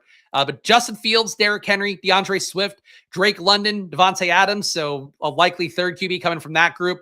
Garrett Wilson, DJ Moore, Juwan Jennings as wide receiver 5. I love that. Krosky Merritt, Caleb Williams. Like the team is nice. The RB room could be a little bit better for sure, especially with my Krosky Merritt concerns. But you know, whatever. We took him today. So we're hoping for the best parts of him today. If JCM pays off this year, the Slappies will chase the next one, and that'll be the edge for us next year. I guess, man. I guess. I don't know. It feels like to me every year it's like I get some things a little bit better. Like I got Keenan Allen as one of my portfolio defining values that went up. A lot of guys too. Like I got the CLV the right way. I mean, unfortunately, Tyjae Spears now going the wrong way. Landed on IR, going to miss the first 4 games. But he was like moving up to like the 100s, 110 range. Then he gets hurt and comes fucking cratering back down. It's like the luck part of it is always really hard. And two, like injuries, like Godwin, you can make the case like, oh, there's enough bad signal there. You shouldn't take Chris Godwin until he's at an absolute nut low. Then you start taking him. Joe Mixon, same signal there. He was in the walking boot going back to May, was still in the boot. I guess it wasn't in a boot in July, but like wasn't practicing then in July. At that point, maybe you just stop taking Mixon unless he's incredibly cheap. For me, the biggest part that I fucked up in my portfolio this year, I think in terms of at least how I'm viewing it, is that like I kept taking those guys because I thought they were good plays and it's like cool, a buying opportunity on them. And, I guess compared to previous years where it's like I took a Jerry Jeudy his last year in the Broncos because he hurt his hamstring and it's like, oh, he was going top 45 for so much of the draft process. And now he's basically free going to pick 78, 80. That was me taking a guy I didn't like, but I talked myself into it because he was like, injured and getting cheaper. At least this year I took guys who I like who were injured and getting cheaper, but now they're injured and like my first month of advance rate will tell a lot of the story for the year, where it's like, if it's going poorly for me, then it's like, oh, the hope is that Godwin, Mixon, the reinforcements are coming in at some point here. If it goes well for me, then it's like, great, I've now built good enough teams that these guys are found money. But that first month of the year is going to be, a really big one, I think, relative to, best ball, where that first month really doesn't matter as much as people feel like it does. Love doubling QB on 8, 9, and 9, 10 turns. Well, there you go. Did that today. And it's funny too. When I do that and I go out of my way to get QB bright and early, feels like this is not a frenetic QB reaching room. Some guys went early though. Goff went a little bit early. Kyler a little bit early. The weirdest part of August too is how different rooms value guys. And obviously, Underdog and DraftKings, different sites, but relative to QB play, not that different. I mean, Kyler Murray fell, 30 spots on Underdog in that draft we were just in. Here, this person goes, I have to get Kyler Murray early because I got Marvin Harrison as a discount. So it's kind of a different situation. Houston has a week 6 bye. That is true. My theory is that Mixon comes back after the bye week and is fine. I hope you're right. I think that sounds like a way that a team would approach it, where you get the maximum recovery time. But it just, the question becomes then, how much did those teams that have Mixon on it, if you took him earlier, like I did, I was taking him in the 50s and 60s. I thought he was still a good value just because of what he had in terms of a share of that backfield, and how I don't think the other guys in that backfield are great. Like Dameon Pierce maybe has like a dead cat bounce on his career here, where he's just been so useless that now at least he can still avoid tackles, and he's maybe learned enough in his years, kind of getting shunted down the depth chart, that he's good.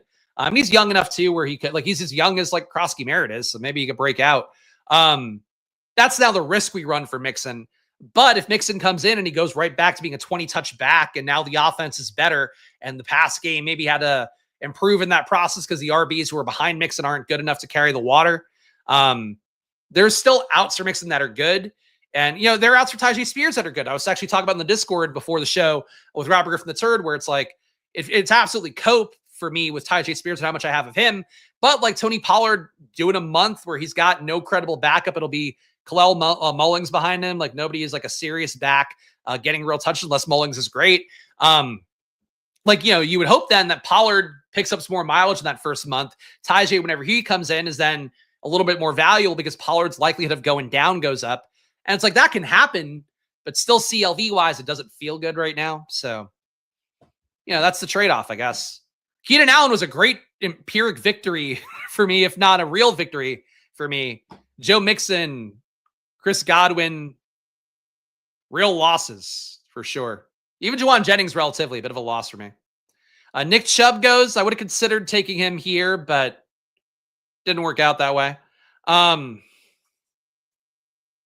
Boy, oh boy. I think we just closed the loop here. I would like to get more in at RB. Darnell Mooney continuing to fall, even though he is still very much on pace to be playing week 1, is insane. But I'm going to go Penix here. We've now got a nice Atlanta stack. Kyle Pitts added on. Michael Penix added on. So third QB done. DraftKings getting that third QB is sometimes a near impossibility. Here we had the correlation, so I'm going to make it work. Justin Fields, Derrick Henry, DeAndre Swift as a start overall. Drake London, Devontae Adams, Atlanta Rams week 17 stack now complete. Garrett Wilson, Kyle Pitts, DJ Moore, Juwan Jennings, wide receiver 5 for me. Again, feel like that room is really solid. If I'm getting Jennings as 5, I think it's just a better team than if I'm getting, Mims, Kirk as 5. But even that now, those guys are more wide receiver 4 range for most teams. Excuse me. Krosky Merritt on this team, a rare share for me. Caleb Williams, Michael Penix. Again, got to get RB right. But frankly, in this room where Ollie Gordon went at pick 123, Eckler went early at 124, I'm just going to get what I get at RB for the, RB4, RB5, RB6 spots, maybe even RB7, and I'll be fine with that. Weird team, though. Just took Mooney late on DK as well. He's dropped ridiculously far because the new stupid news. Yeah, I agree.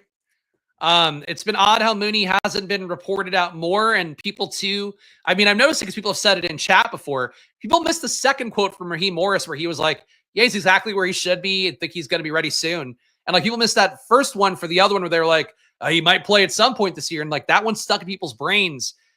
There's no logical reason where Mooney should be going at pick 130 at 135 in this room now.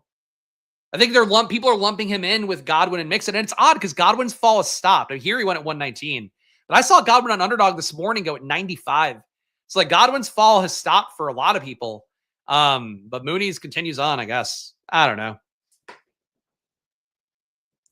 Oh, so the last update on DraftKings, I never put in the other quote. Such a weird. And I've talked before for DFS. Like I do think that sometimes your ownership and stuff like that gets slightly dictated by DVP on DraftKings. Where people see that number and they're like, well, shit, this guy's got a great matchup. And it's more than it should be in terms of how ownership percentages seem to look week to week for the guys that have the best, they show you, number 32 out of 32 versus RBs kind of thing in terms of the DVP stuff. I think the same thing is for the news items in best ball, where it's like, what's the most recent news item? Is it a good one? This player's probably going to get drafted a little bit ahead of ADP. If it's a bad one, a player's probably going to come a little bit behind it. And that should almost be part of the process, is like being aware of what that is. But yeah, I don't know. I think Mooney seems to me, I don't think he's going to be on the pup list. If I'm wrong about that, come yell at me. But I think he should be ready week 1. Everything that's come out that should be the case, besides that one quote where I think Morris is being like glib about it too. So weird. Best ball's a weird fucking game. I say this to somebody that's been now streaming like all the entries for 3 years in a row. Did a little bit with Pete the year before that to kind of get my feet wet and realize I didn't know enough, needed to get better at it. But it's like it just keeps getting weirder to me year to year, where it's like people get a lot better at deciphering news. Again, the drumbeat stuff making so many guys surge up this year. And then there are other things that just get completely fucking wrong and like nobody course corrects. And as a result, then you get Mooney. Like if you get Godwin at 120 and Mooney at 130, those are players that were valued 50 spots earlier in this same tournament that you're drafting in right now. Whatever. Doesn't fucking matter. It's like we're all going to lose. Take the full nihilism view. We're all going to lose anyway, right? Who cares? Besides me. All you guys are going to lose. I'm going to win, really. I'm going to win all the money. All right, we got 2 picks coming up here. We need RB. Fucking, unfortunately, that means taking the fucking guy I've got too much of already. But I'll still take Tyjae Spears here. The talent is too big. Same thing, candidly, I know you guys don't want to be with me on this hill at this point, but like same thing for Marshawn Lloyd in the 18th round. It's like the talent is too big compared to a lot of the guys there. Whether it works out relative to ADP and all that, who knows? We got the big bet on Atlanta as well. I'm going to increase that bet here, go a little bit early for Tyler Algier. We need some projection early on because we're not going to have a month of Tyjae Spears.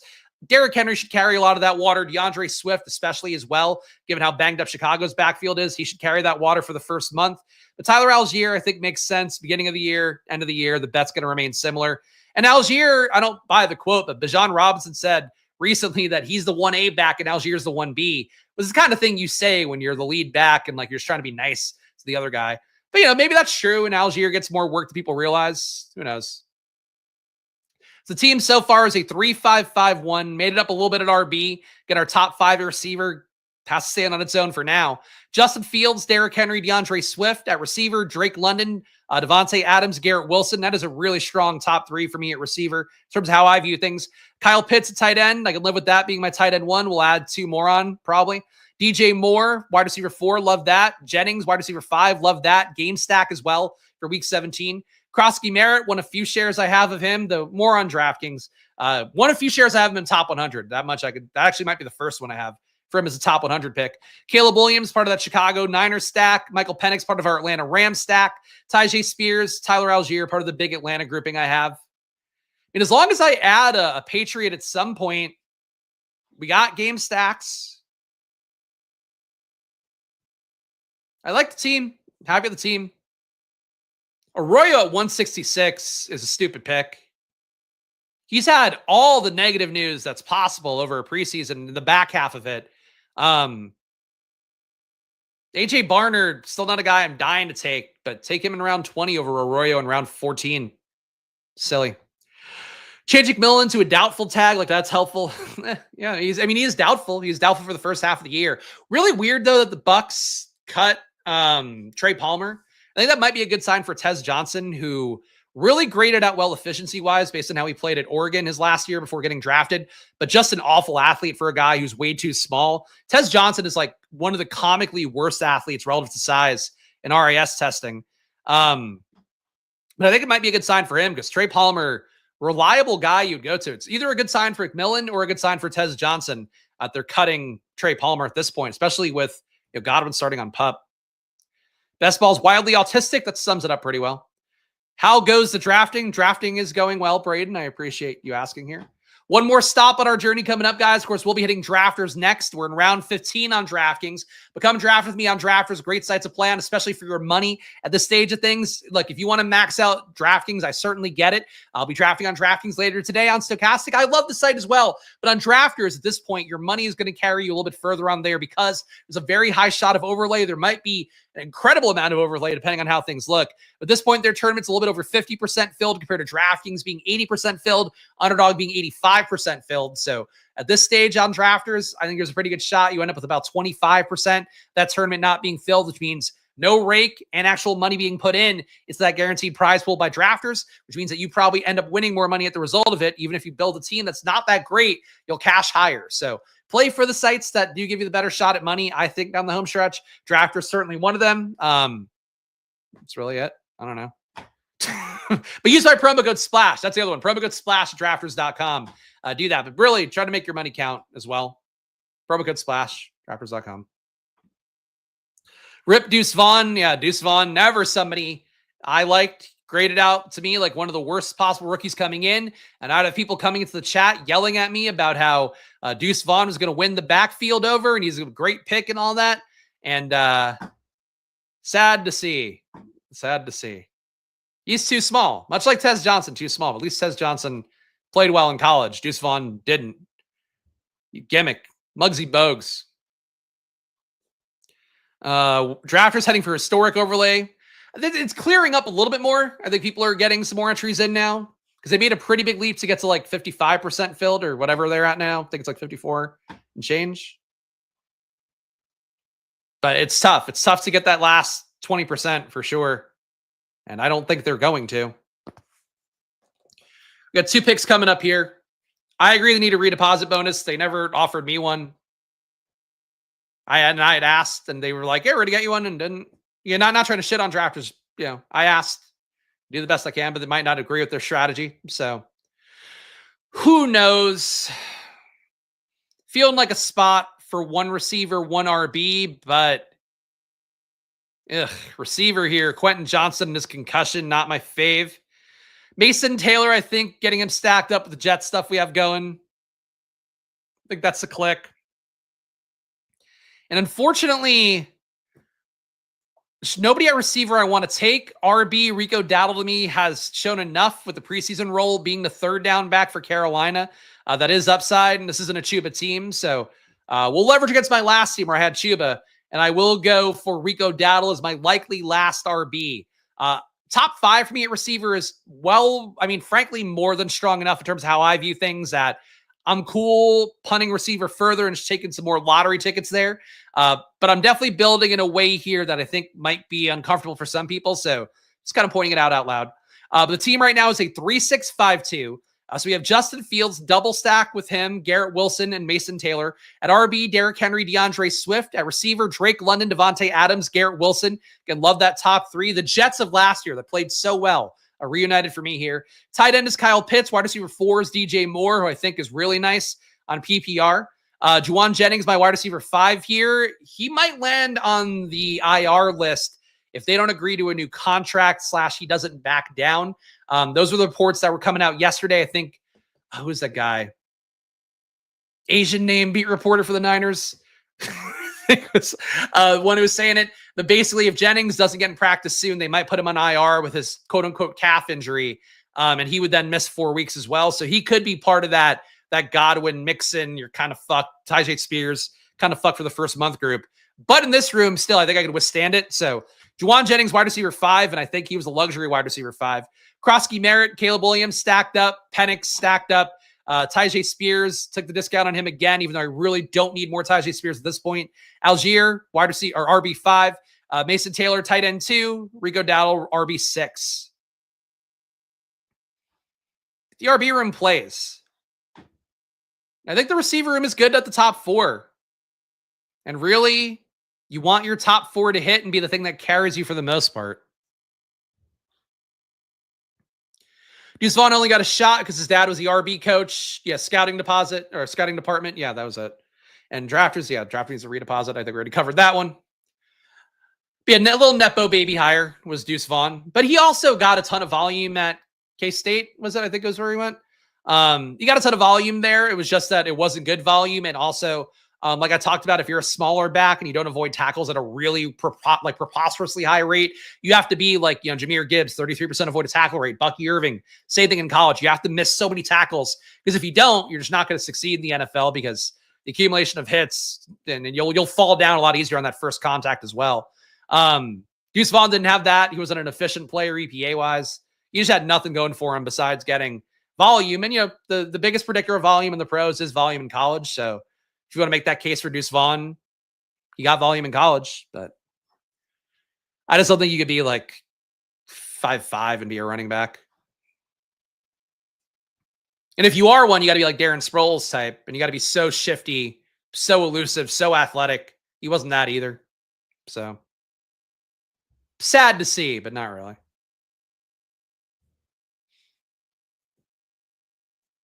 All right, we got a couple of picks coming up. I'll do some quick horns. Shout out to you guys hanging out. Hit the like button, subscribe. You guys know the deal. Also, if you want to get some DFS packages going, Stochastic, 15% off. Link in the description. Even any of their other deals, it also does support the show. If you do click down below and click that link before you head over to Stochastic, then I get credit for your affiliate fee. But do check it out here. It's DFS season. You guys are going to hear a lot more about Stochastic because we'll be running their sims here on stream every day, basically, for the showdowns and the main slates. But check out Stochastic. Link down below if you want to get 15% off any deal, and that's in perpetuity as well. So it's one of the better deals they have.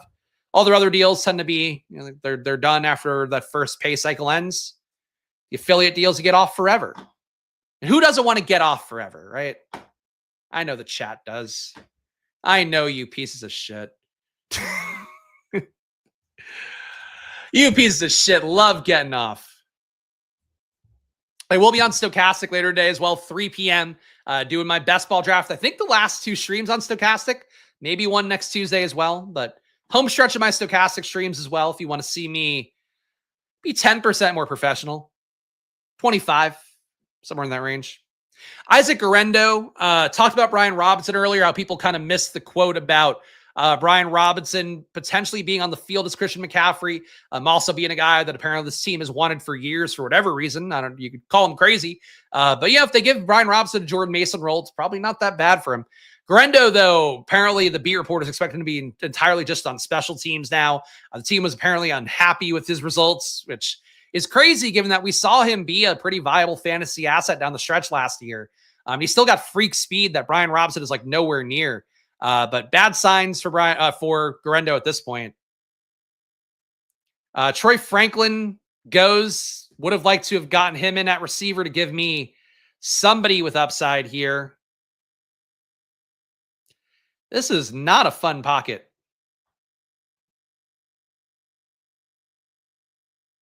Diami Brown, bailout button, still a player that really never got the steam on DraftKings. But he is your wide receiver 3 for Jacksonville, getting paid $10 million a year. Even though he didn't spike in the preseason, I think that matters enough for me. And Quentin Johnston, not a fun click at this point. Keenan Allen absolutely buries him, but he's here at pick 205. He was a guy at one point going top 130 on DraftKings. Probably he shouldn't have been, but we will go Quentin Johnston. So a 3-6-7-2, still 2 more picks left. We'll wait a minute before we enter on DraftKings, or on Drafters rather, for the last stage of our journey here. But the team right now, Justin Fields, Derrick Henry, DeAndre Swift. We got Drake London, Devontae Adams, Garrett Wilson. I feel like this receiver room still makes me happy the more I read it. Kyle Pitts is tight end 1. Definitely want to get a tight end, I think, in that last 2 picks. DJ Moore, Juwan Jennings, Ja'Cory Krosky Merritt. The only share I'll have them top 100 unless I take a few more down the home stretch. Caleb Williams, Michael Penix, Tyjae Spears for free. Dollar costed him down, I guess. Tyler Algier, Mason Taylor, our tight end 2 right now, stacked up with Fields. Rico Dowdle, Diami Brown, Quentin Johnston. I like the team. I think it could have been a little bit better. Upgrading 1 or 2 players for other players I like more. Not getting Tyjae Spears at this point would be nice for my sanity, but I am basically married to Tyjae Spears at this point. What a marriage. What a marriage. 49ers like guys who are bulletproof. That's fair. Could be part of their analysis. They didn't get him, though. They liked him apparently pre-draft. So then when he got shot, they like fell in love with him. They're like, oh, man, we love this guy pre-draft. Now we got a bullet wound. He's super tough. Kelsey and Swift actually engaged for what it's worth. Will be continuing to go undrafted in my teams. What? Is that really official? Or are you giving me gossip about Taylor Swift and Travis Kelce? Because I'll tell you what, in this household, where my wife is the most obsessed with Taylor Swift, I think I would know already if... Oh, you know what? It just broke now? Wow, okay, I missed it. I thought you were saying this has been ongoing. But no, so this literally just broke. Engaged after 2 years of dating. We didn't make an actual bet, but I had said to my wife before they'd gotten together when he was trying to fuck her, through his podcast, that Travis Kelce was going to end up getting married to Taylor Swift was my bet. My wife was like, no chance. Like he's not her type of guy. She likes these gaunt musician types. It's like, well, that's why you end up getting married to the lunk-headed jock type. But especially after that podcast thing last week where she basically boosted his podcast when its numbers were kind of going the opposite way. And to be one of the top podcasts in the world again now. I don't know. If you're him, fucking marry her 10 times over. He's got to be cheating on her, though. Every athlete does, but boy, got to be cheating on her. Joey, can't believe I was watching a Splash Play stream when the news broke. The one we've been waiting for here. So bump up your Travis Kelce shares. Noah Gray around 20 picks. Should I do that to commemorate? I mean, we do need another tight end, and Theo Johnson went, so the options are getting pretty sparse. So this Travis Kelce play, last year he was in love with Taylor Swift, had one of his worst years ever. I feel like if I were going to make the bet, I think getting engaged, having to plan a wedding with a billionaire who's the biggest pop star in the world, that probably distracts you a little bit more from football. So I'd say I would knock, if we're going off ADP for getting engaged to Taylor Swift, I would knock the ADP down. I would bump him down if we're gonna overreact it. The drum beat for Travis Kelce here. You guys, everybody out there loves following the drum beat. The drum beat for Travis Kelce to me is that he's probably a little bit overvalued because he's now going to be getting henpecked for a wedding. Wedding planning will be taking most of Travis's plate. I agree. Well, no, I don't agree. I think because he'll have to hear about it. You still have to hear about it by proxy. We're on the clock here, though. You can take Terrell Owens' son is ahead of Jalen Noel. What the fuck are people doing? Okay, come on, man. You guys doing bits with your picks? Anyway, Pat Freiermuth, I've been taking more at tight end here. He's free, and he's one of the free tight ends I don't take. So Freiermuth, tight end 3, sure. I'd like to get one more receiver because I think our receiver room kind of sucks. The guys who are here don't fill me with a lot more hope. But Jalen Noel in the mix, safely behind Christian Kirk, but we'll take the shot on youth here in round 20. So a 3-6-8-3. I guess I could have taken, did Josh Reynolds get drafted? I could have taken Josh Reynolds. That might have made more sense. Oh, well, whatever. Final team here. We already got a Jets double. How many Jets do we need? 3-6-8-3. Fields, Derrick Henry, DeAndre Swift at receiver, Drake London, Devontae Adams, Garrett Wilson. Again, love the receiver room. Tight end, Kyle Pitts, flex, DJ Moore. Juwan Jennings, Ja'Cory Krosky Merritt, Caleb Williams, Michael Penix, Tyjae Spears. Fuck it, I really hate how much Tyjae Spears I have at this point. Tyler Algier, Mason Taylor, Rico Dowdle, Diami Brown, Quentin Johnston, Pat Freiermuth, Jalen Noel. I mean, these are my attempts to add some depth at a receiver room late. Quentin Johnson to pick 205 doesn't feel that bad relative to that. And he's got week 17 correlation with Jalen Noel. So whatever. That seems fine. All right. Time for drafters.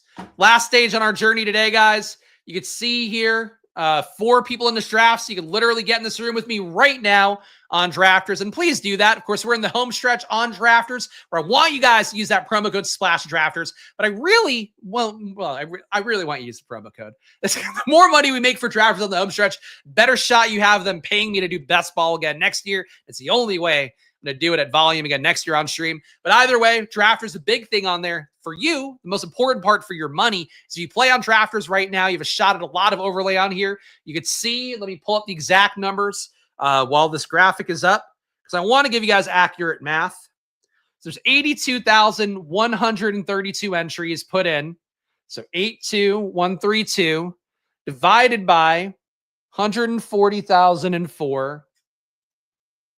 So we got a 59% rounding up there, 58.7% fill rate on drafters. To not have overlay, they need 2.5 million divided by 20. Need to get to 125,000 entries. So they would basically need to get another 40,000 entries, which is half as many as they've gotten this entire offseason. They would have to get that in the next 10 days for it to get to a spot the tournament isn't overlaying and not reduced rake. So that's not going to happen. I know, again, I love drafters, great partner for me. Very unlikely they're going to have that hit a number where they're making money on it or even breaking even on it. So on drafters right now, your money will go the furthest in all these big tournaments. Go to drafters.com, use the promo code SPLASH, and you get a deposit match of $100 on there. And more importantly, better shots at money. I finished top 100 in the Drafters Main Event Championship a couple years ago, finished top 10 in their playoff best ball, putting in only 3 entries on stream last year. There's big upside on drafters that doesn't get realized by a lot of people out there because they're brand loyal, and I get it. But, like, please play on drafters. It supports the show. It'll support your bankroll. Put in 10 entries. Just whatever. Get in, put in $100. They'll match that. Put in 10 entries. You then get another one for free. Pretty good deal here. If you take some of their consecutive day bonuses as well, like you'll get some more overlay or free entries rather on that. So do that. You know the deal. And we still got 2 spots in here. So play with me if you want as well. Play with me. Here, play with these. I don't know why I'm saying play with me. It immediately goes to the nipples. But, you know, that's whatever. Just want to fill these 2 spots, guys. Well, guys, do fill me. I mean, in terms of filling me with love, I guess you could make, you can make the gay joke that Jaden Daniels filled, but Jaden Daniels does fill my heart with love. Bucky Irving, you have guys that we hit on in year 1 who showed to me that they were even better than I would have thought possible, and now they're heading into year 2. Those guys fill me, I would say, pretty well. Tyjae Spears would have filled me if he wasn't fucking on all my teams and now going to miss a month of the year. That would help. Keenan Allen at pick 200 fills me. Keenan Allen at pick 120 does not fill me. I'm going to look at my portfolio now. Deebo Samuel fills me. Would have filled me more if Terry McLaurin didn't sign there, got traded somehow. But anyway, still 2 spots on here. Like Drafter Suit, it's hard to switch your brain to cumulative PPR when you're on Underdog and it's non-PPR. I mean, I don't know. Yes, to some extent. No, it's similar enough. Especially if you're drafting on DraftKings. If you want to say Underdog and you just never draft full point PPR, hopping over to drafters maybe a little bit more of a brain exercise. If you're drafting on DraftKings, though, like you'll end up with different exposures naturally. Just some more ADPs align and how total points format works. Comparing DraftKings to drafters. But like if you're playing DraftKings, you should be playing on drafters. You should be valuing guys pretty much the same. I mean, your guys that are injured, like your Rashee Rice's, would be much higher on DraftKings and on drafters because you want that spike week for a pod. But, you know, it's similar enough. Tyler, he's an expert. He drafts everything. Pretty easy to switch into full points and targets go burr. That's also true. Dobbins, Keenan, the 200s together is going to feel, I mean, look, I think that would fill you pretty well. I don't have a lot of those. Actually, I don't think I have any of those 2 guys together, unfortunately, in my portfolio. But I felt like I was taking enough Dobbins. I really didn't end up enough early on because I just wasn't doing a ton of drafts super early. I thought I had more Dobbins pre-spike, though, because I feel like I made the case for him on stream, too. But I just didn't back that out with my money, which Always stupid. But I didn't really ramp up my drafting volume until June, so that's a part of it.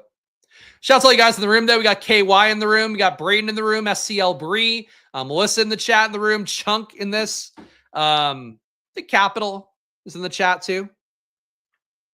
Yes, he has been before. And I'm picking the 3-hole there. I am properly influential here on Drafters. Not the Influencer 101, but top 3. We'll take it. So hopefully, I mean, I'm not taking CeeDee Lamb. I'll tell you that much. I've been getting some 3 spots lately, and I'm looking at CeeDee Lamb, and I'm like, I've got enough CeeDee Lamb. I got to 4 to 6% CeeDee Lamb. I don't need to get to 8. I don't believe in him that much.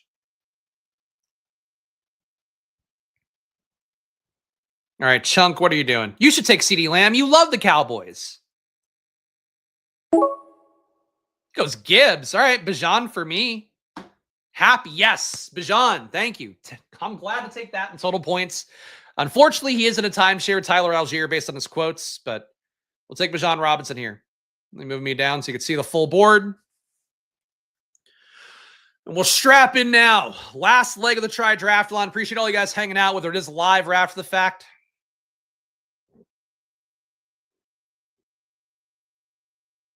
So the mental acuity at this stage of a draft just starts to wear thin for me. Yeah, Chunk, I don't know if you do love CD if you didn't take him in the 2 spot. You had your shot. Oh, you're uninfluential. Sorry to hear that. Frankly, I've been there a lot, and I'm the one who's being paid to theoretically be influential, and I'm still getting 12 spots left and right. So my influence, hurtful. Shout out Lotzi here. Got off work early. Let's go. Let's go indeed. Shout out getting off work early here in this home stretch before Labor Day weekend. Hope you guys have good Labor Day plans or don't. Whatever you're trying to do. If you also just want to sit at home and not sweat your balls off, I think that's reasonable too. I may have to go to a Renaissance fair this weekend because the wife got that in her brain and thinks Luca would enjoy it. And I was like, I really don't want to go to a Renaissance fair. It's a fucking 90 degrees out because number one, I'm not wearing a tunic. And I don't want to be around a bunch of people wearing fucking stank-ass Renaissance fair clothes in 90-degree weather. But also, the idea of wandering around a Renaissance fair in 90-degree weather sounds awful. Do it in September on a Saturday when I have to show face for family time because I'm in the football masturbatory cave on Sundays. That I can live with. But doing a Renaissance fair in fucking 90-degree weather when I don't care at all about those kind of things. I don't want to dress up in anything. I want to dress up in cozy shorts and t-shirts. Work asphalt, staying inside. That's, you know, doing asphalt 90-degree weather would be worse than a Renaissance fair. I'll give you that. But them corset titties, I mean, sure. But I think if you're going to a Renaissance fair, I don't think there's a lot of like sexy ladies there. Like it's more likely going to be, you know, I'm not going to say it. We're going to probably have the best parts of things. Best new contest on Underdog, have a lean there. I mean, for me, it's just maxing out BBM at this point. Let's see. I mean, the guy who I would look at is Michael Dubner, who tweets it out. So if I were going to try to find a tournament for myself, that's what I would do. So let's see if I could find his Twitter handle. Here's Dubner.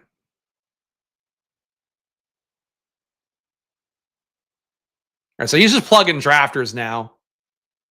But yeah, he has a full sheet. I don't know where the sheet, if he keeps it linked somewhere. These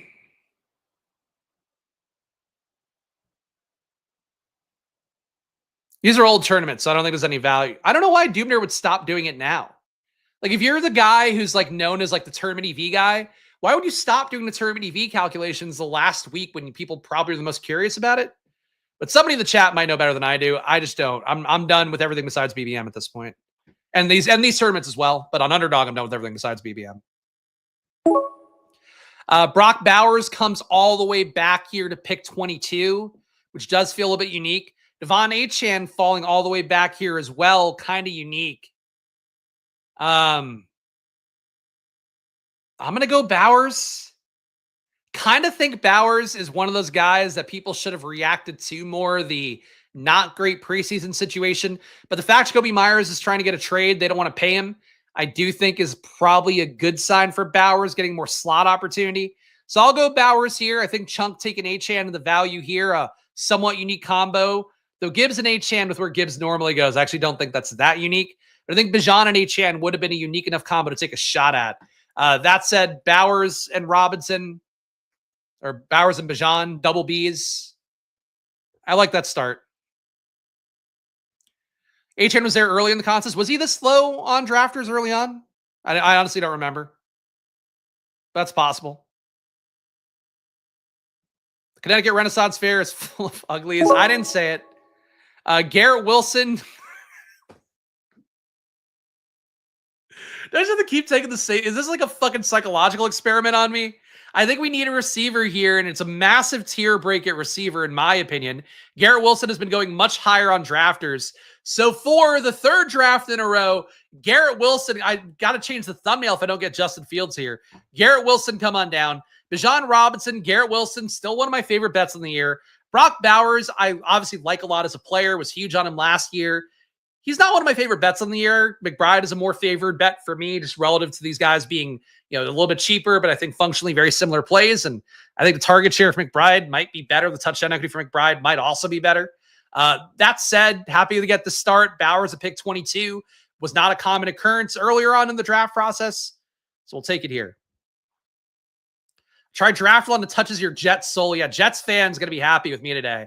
So for what it's worth, I don't think they're going to be like a good team. So if I could immediately ruin whatever goodwill I build up with you Jets fans out there, I don't think they're actually going to be like 10-7 or anything. 10-7 maybe. I think they're better than the markets think. I think they're better than a bottom 5 team, which is what all the win markets have. I think the fact they're going to run the ball, the defense should be better year one. I think they probably keep it closer to the vest than a lot of like great offenses. But I think because it's so clearly defined where it's like Fields going to run it. One of the RBs is going to run some touchdowns in. Garrett Wilson going to catch some passes. That's just what the offense is going to be. And the rest of it's going to be trying to not let anything beat them if they somehow have the lead and the defense is doing a good job. I think that can work for fantasy. But it's not like the Bengals last year where you have prolific passing offense and defense that's dog shit. I think the Jets defense will probably be pretty good. I think the offense will probably be a little bit less than pretty good, but good enough for fantasy that you won't notice the difference. That's my hope. And maybe an outside shot of them being like sneaky, because they could be number 2 in the AFC East, I think, pretty easily. Not a big Patriots believer. I think they're going to be like the Jets more than people want to realize as well, where they're probably going to let the offense not beat themselves too much if they can. Variable defenses have always struggled at downfield shots. They're always, historically been pretty good at defending the run, really limiting the run game, limiting the short passing game. I don't see any reason why the Patriots would be different this year with the team that they have built. But if I had to put money on it, I think Jets being second in the AFC East, I could live with that. All right, James Cook comes back here at pick 46. I could live with that. I think we'll have enough receivers to choose from at pick 51. So another RB here, a Bijan James Cook start. Definitely starving receiver a little bit, but I think reaching for Cortland Sutton, DJ Moore, Jamison Williams, Calvin Ridley, I don't think there's anybody that different in that group. So I'm cool with how this is looking right now.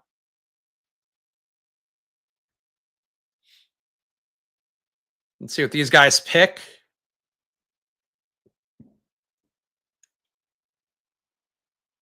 Really thinking about it. This is guy in the one hole. The Burrow quick was Burrow grab was quick for a naked guy.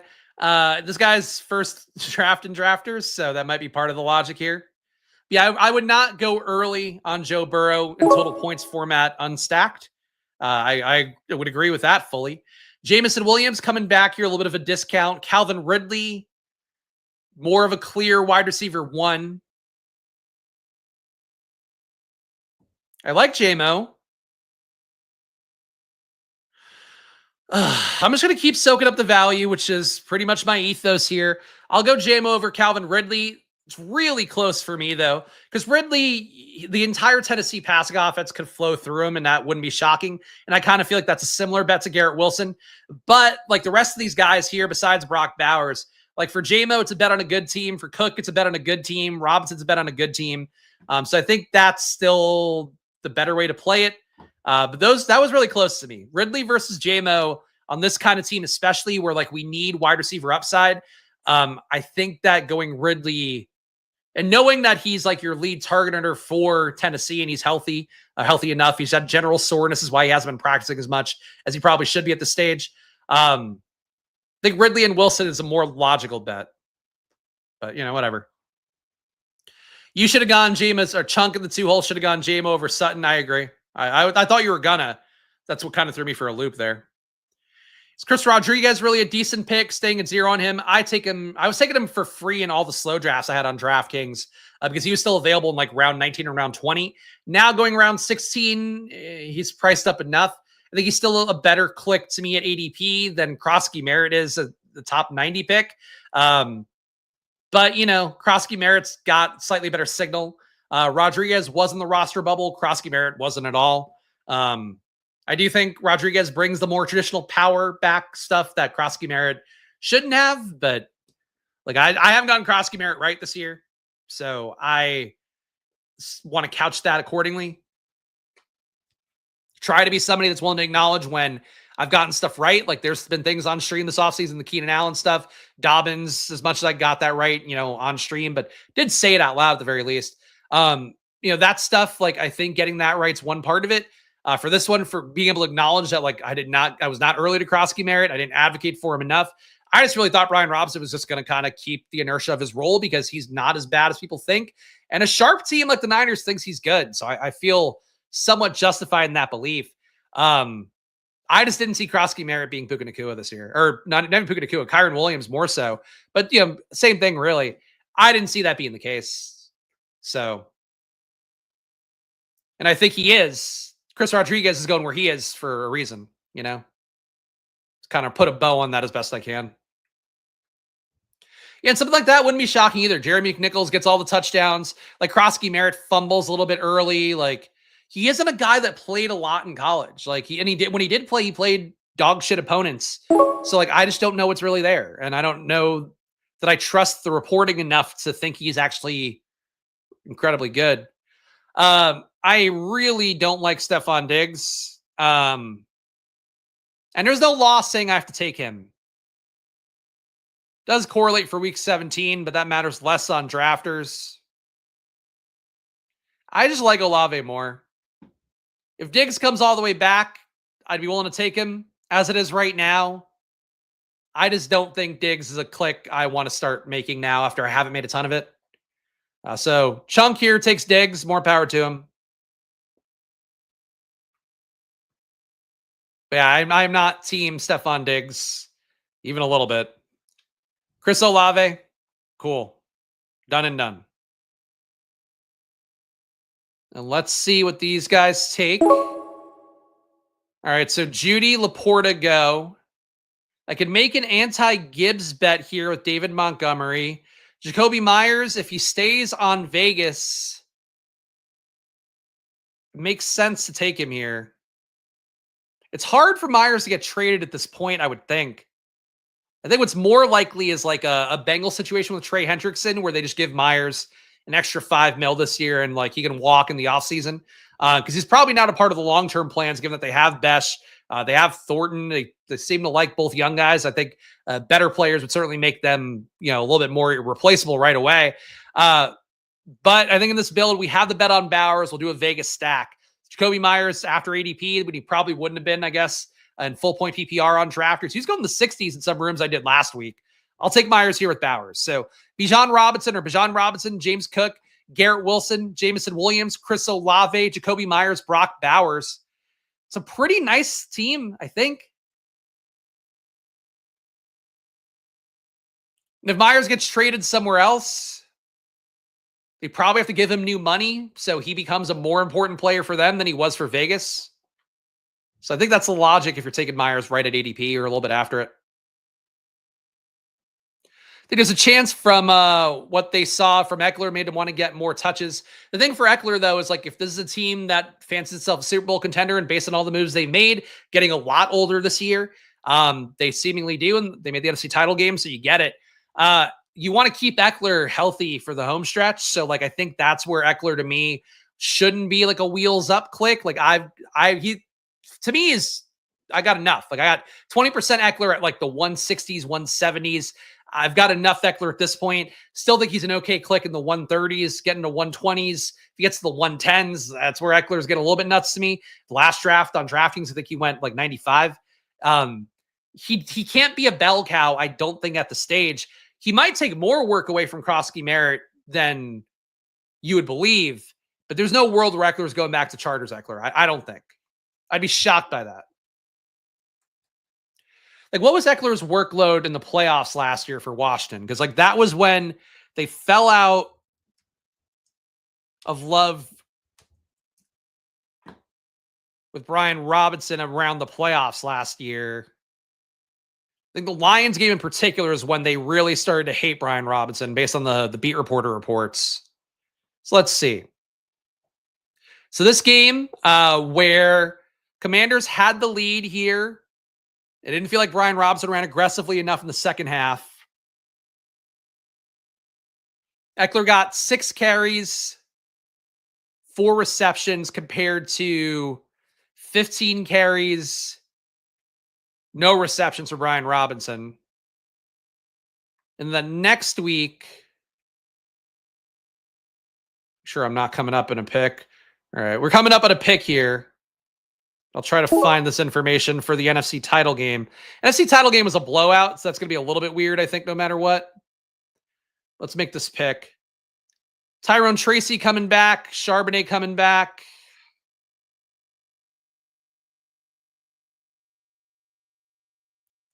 I'm going to grab Fields here, just in case anybody gets cute around the turn. Chunk can take Bo Nix if he wants. All right, but that NFC title game, the touches were 11 carries, Brian Robinson, 8 Eckler. Eckler was also terrible, but, you know, they got their ass kicked. 5 catches for Eckler, none for Brian Robinson. So Eckler got 13 touches in a do-or-die NFC title game, granted where they were getting blown out, though. I don't know. I don't think if you're going to really push Eckler, you push him in that NFC title game. And he didn't do that. All right, so Chunk takes Bo Nix. That's logical. Third RB here. I mean, I feel like Charbonnet is a much more exciting click at this point than Tyrone Tracy, but they're not too dissimilar. You get week 17 correlation on Bowers and Myers, but I'll go Charbonnet here. There's a shot that Scadaboo might be available in the next pick. I think I'd rather take Scadaboo at this point at the cheaper price tag. So we'll go RB3, Zach Charbonnet. Only 4 receivers so far, but Reed, Josh Downs, just not really my favorite guys. Coming up against Shaheed, I could have done that, but didn't occur to me, to be honest. So the team right now is Justin Fields at QB. He does go earlier on drafters, so part of the logic for getting him out of the way early on here.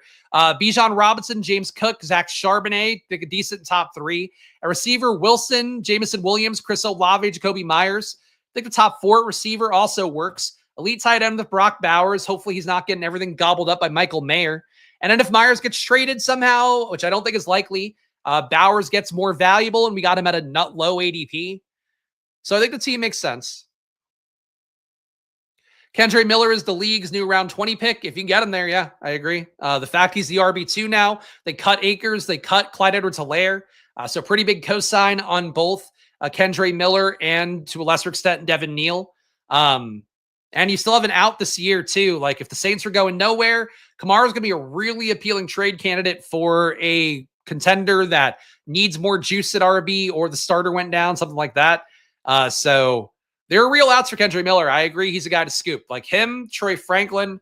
Tesla's kind of expensive now, but if you haven't gotten him and he's available late, I would still take him.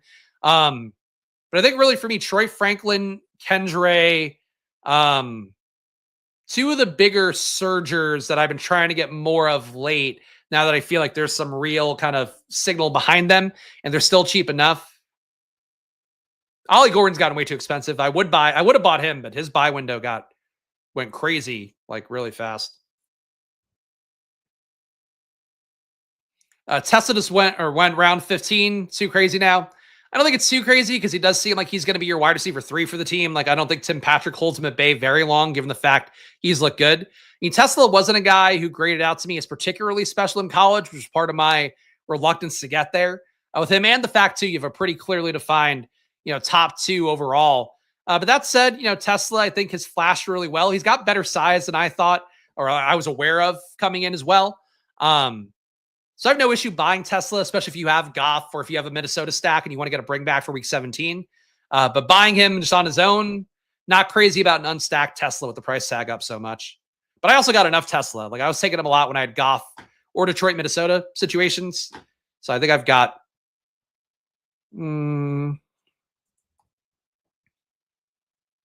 I got 7% Tesla on DraftKings, 4% Underdog.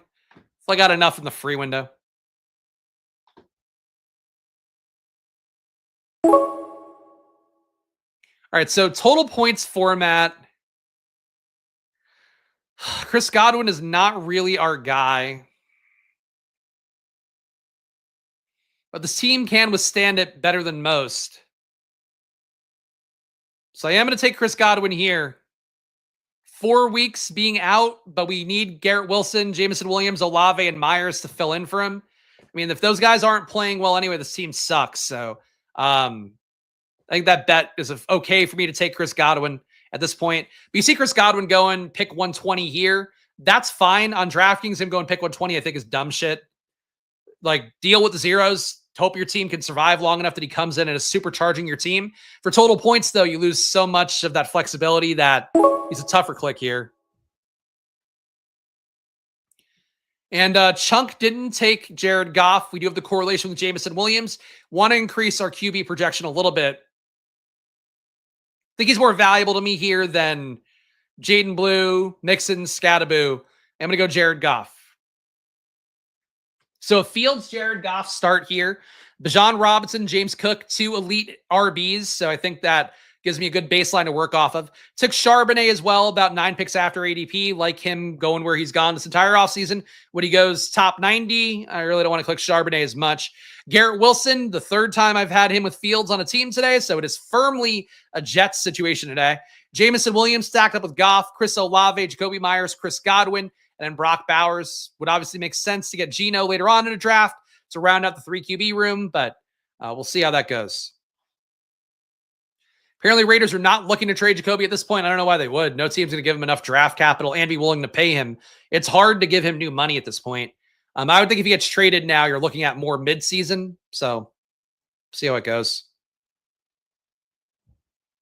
You think Eckler could go from 110 touches last year to 200?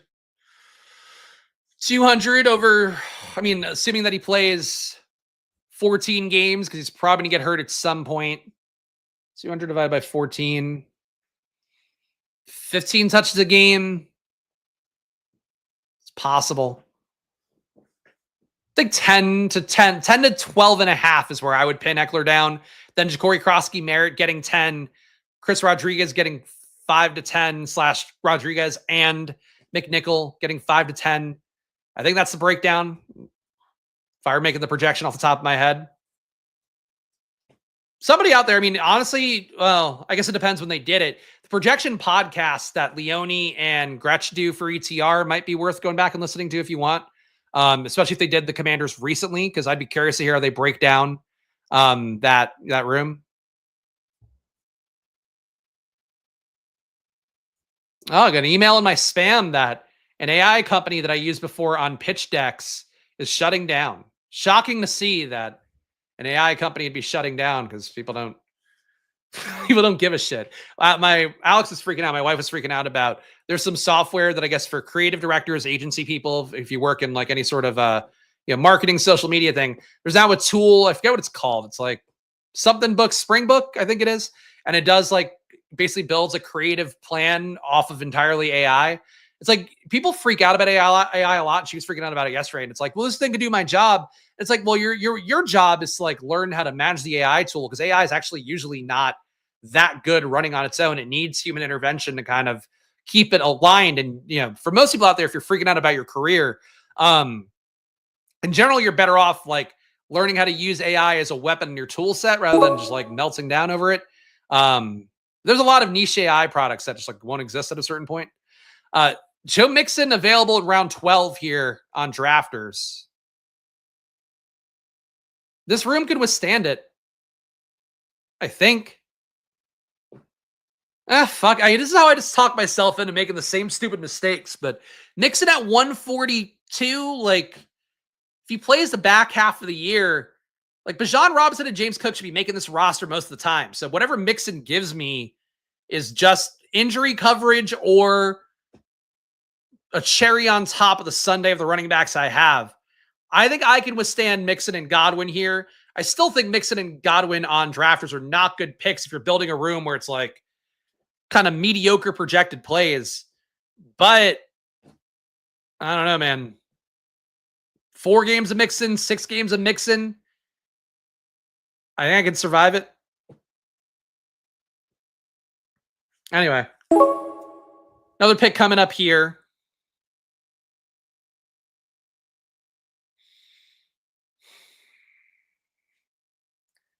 Geno should fall all the way back. I think he's more valuable for my team than anybody else I would draft at this point. So I'm going to get Geno here.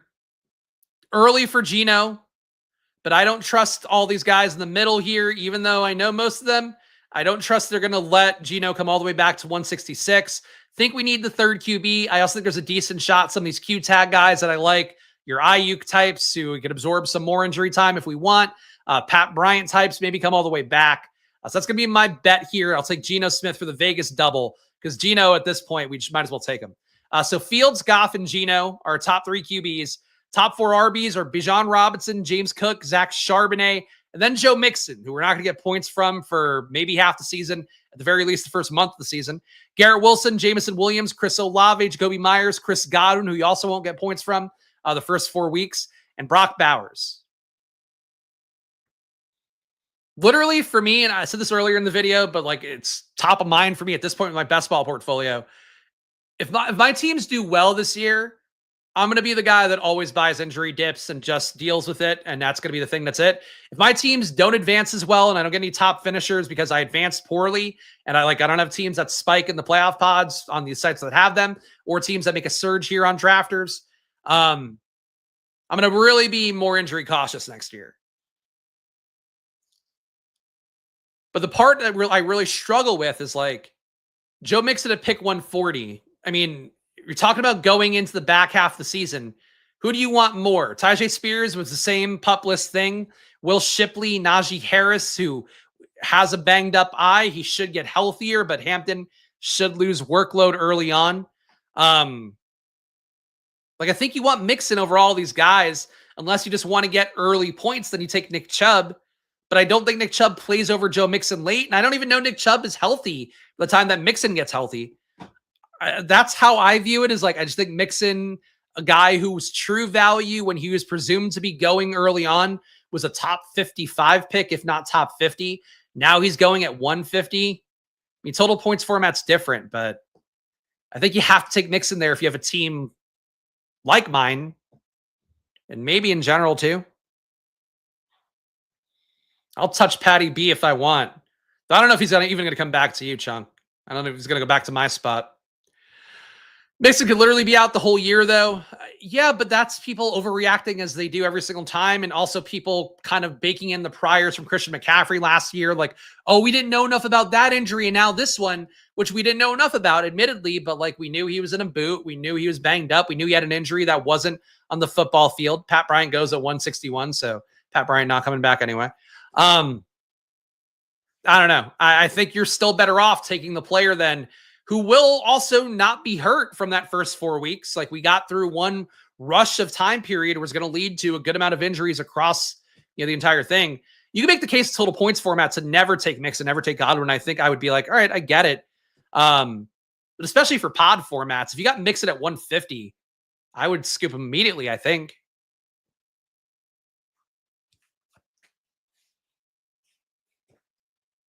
But that could be me viewing it incorrectly. That's a possibility.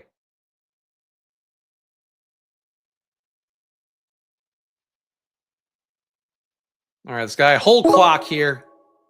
Tajay goes. He'll save me from one running back that I take too often. Not my favorite pocket. Got this big Vegas bet, though. And again, I like my top 3 at receiver enough. I'll go with Dante Thornton here. His price tag is pretty lofty at this point. But wide receiver 6, Thornton. We've got this Vegas bet with Bowers and Myers.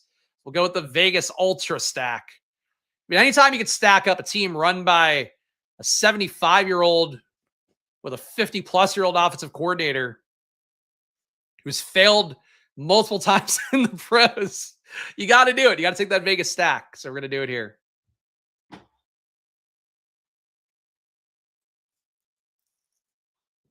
All right. Ertz and Okonkwo come back. I think both guys valid tight end clicks. RB room, Rachaad White, still pretty cheap overall.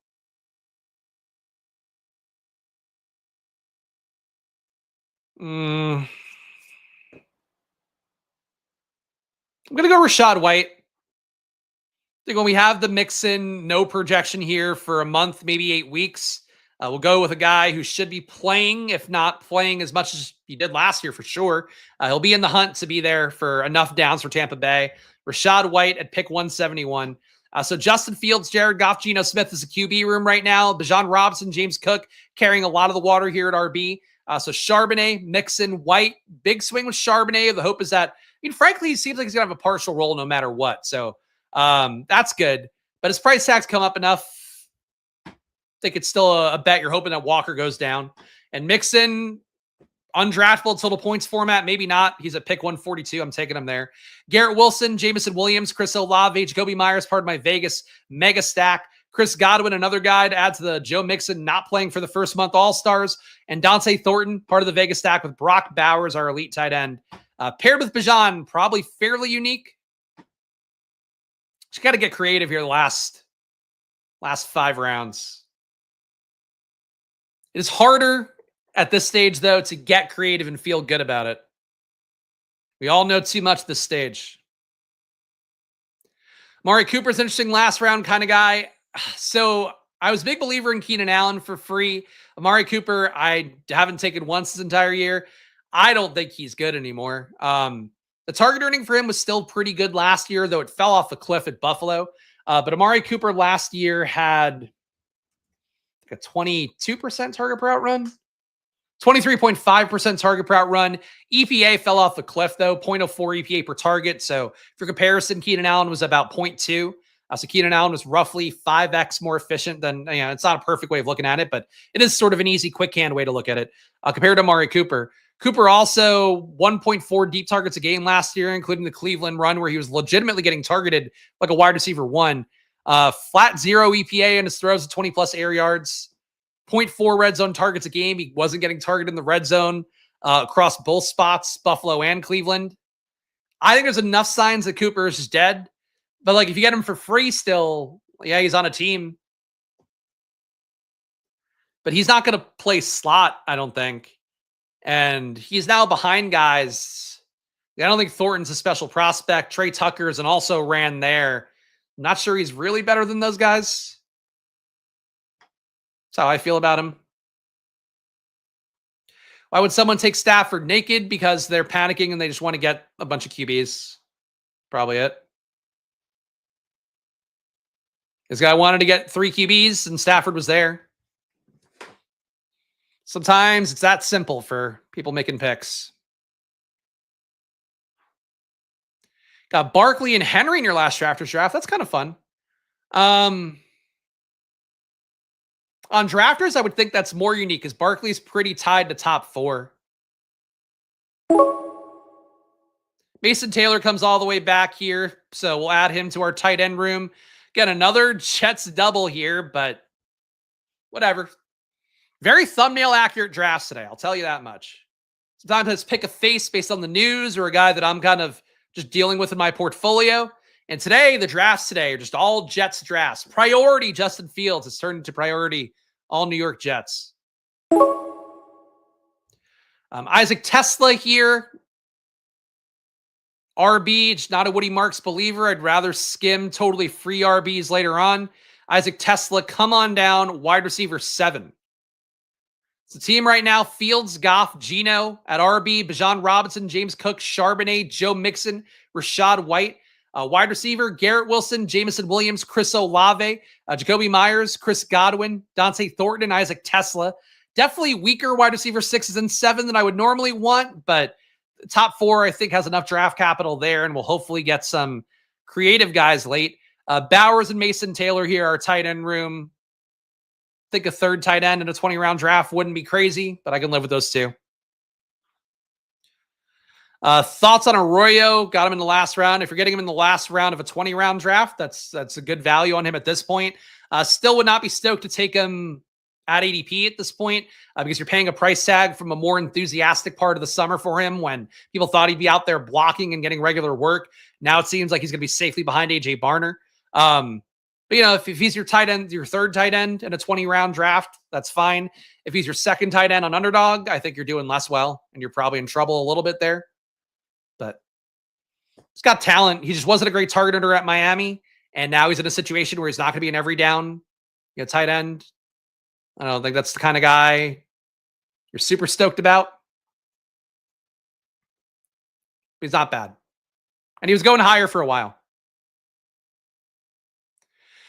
If Cooper is outside and Thornton isn't that dude, there are Geno targets to be had. I mean, you got to think about on a projection level, what's going to be going to Myers, assuming Myers is on the team.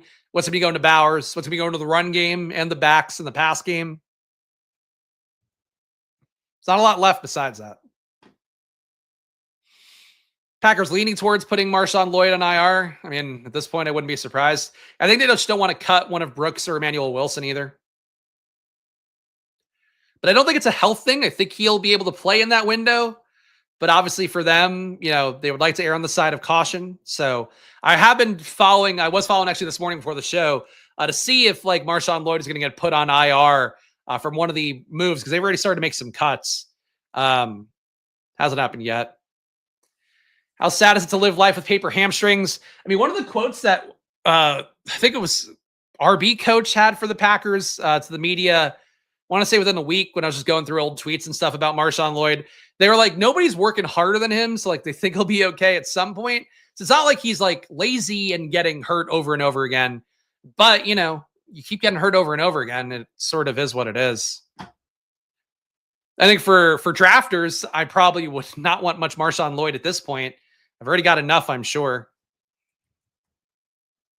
They've got 8% on drafters, 15% on DraftKings, 17.5% on Underdog.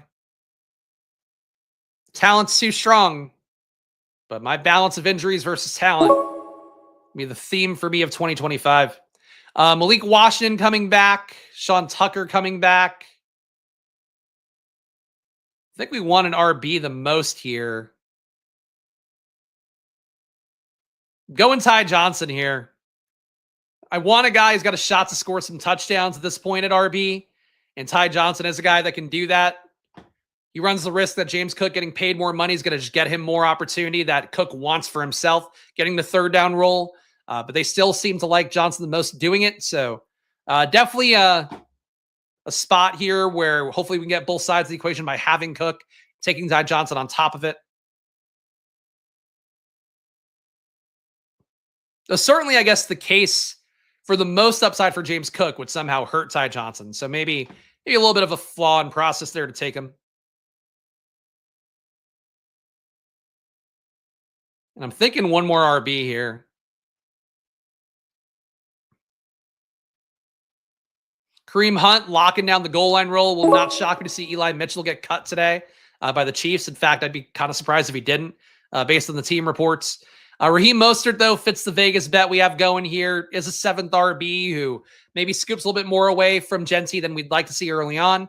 For total points format, that might help get us through the mix-in time as well. So 7 RBs, 7 receivers, 3 QBs, 2 tight ends right now with one more pick left. We got Fields, Goff, Geno Smith. At RB, Bijan Robinson, James Cook, Zach Charbonnet, Joe Mixon, Rashad White. Ty Johnson and Raheem Mostert here, digging deep at RB, like I promised I would.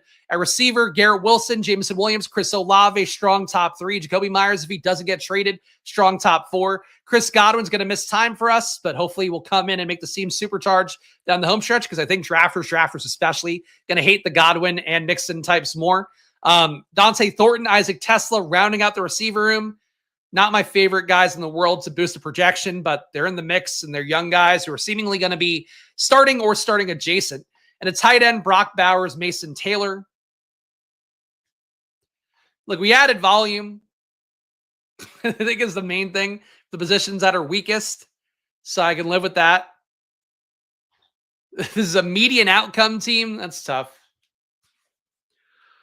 I think it just depends on what we get from the beginning part of the year. Like if Bijan Robinson and James Cook are just spiking a ton here, and we carry some leeway for the other guys, like at running back in particular, Mixon, I think it's good. The receiver room is better than expected. Spikes early on. Then we got Godwin coming in, and he's the guy back to the guy he was last year. I think that still works. But, you know, it's not an exciting team. I will admit that. With Hainer gone, is runway clear for Rattler? No. To start? To make the roster, yeah. To start, no. They're probably going to pick up Easton Stick, though. I still think for that New Orleans room, even if Rattler starts the year, you're going to get Shuck at some point. Got to remember that this regime, the changeover here, they took Shuck. I don't think Shuck was one of the top 5 most talented QBs in the class based on how I'd grade stuff out. But that's the guy they bet on, and they took him early on enough. He's getting guaranteed money as well. He's going to play. Rattler is a previous regime pick that has seemingly looked better, but there's not really a future there either. So the team will die on the hill of the guy that they drafted. That's how it's going to go.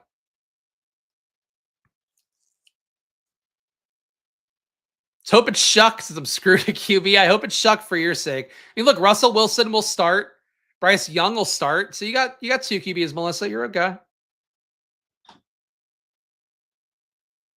Definitely would like to have a little more firepower. I think we can all agree with that.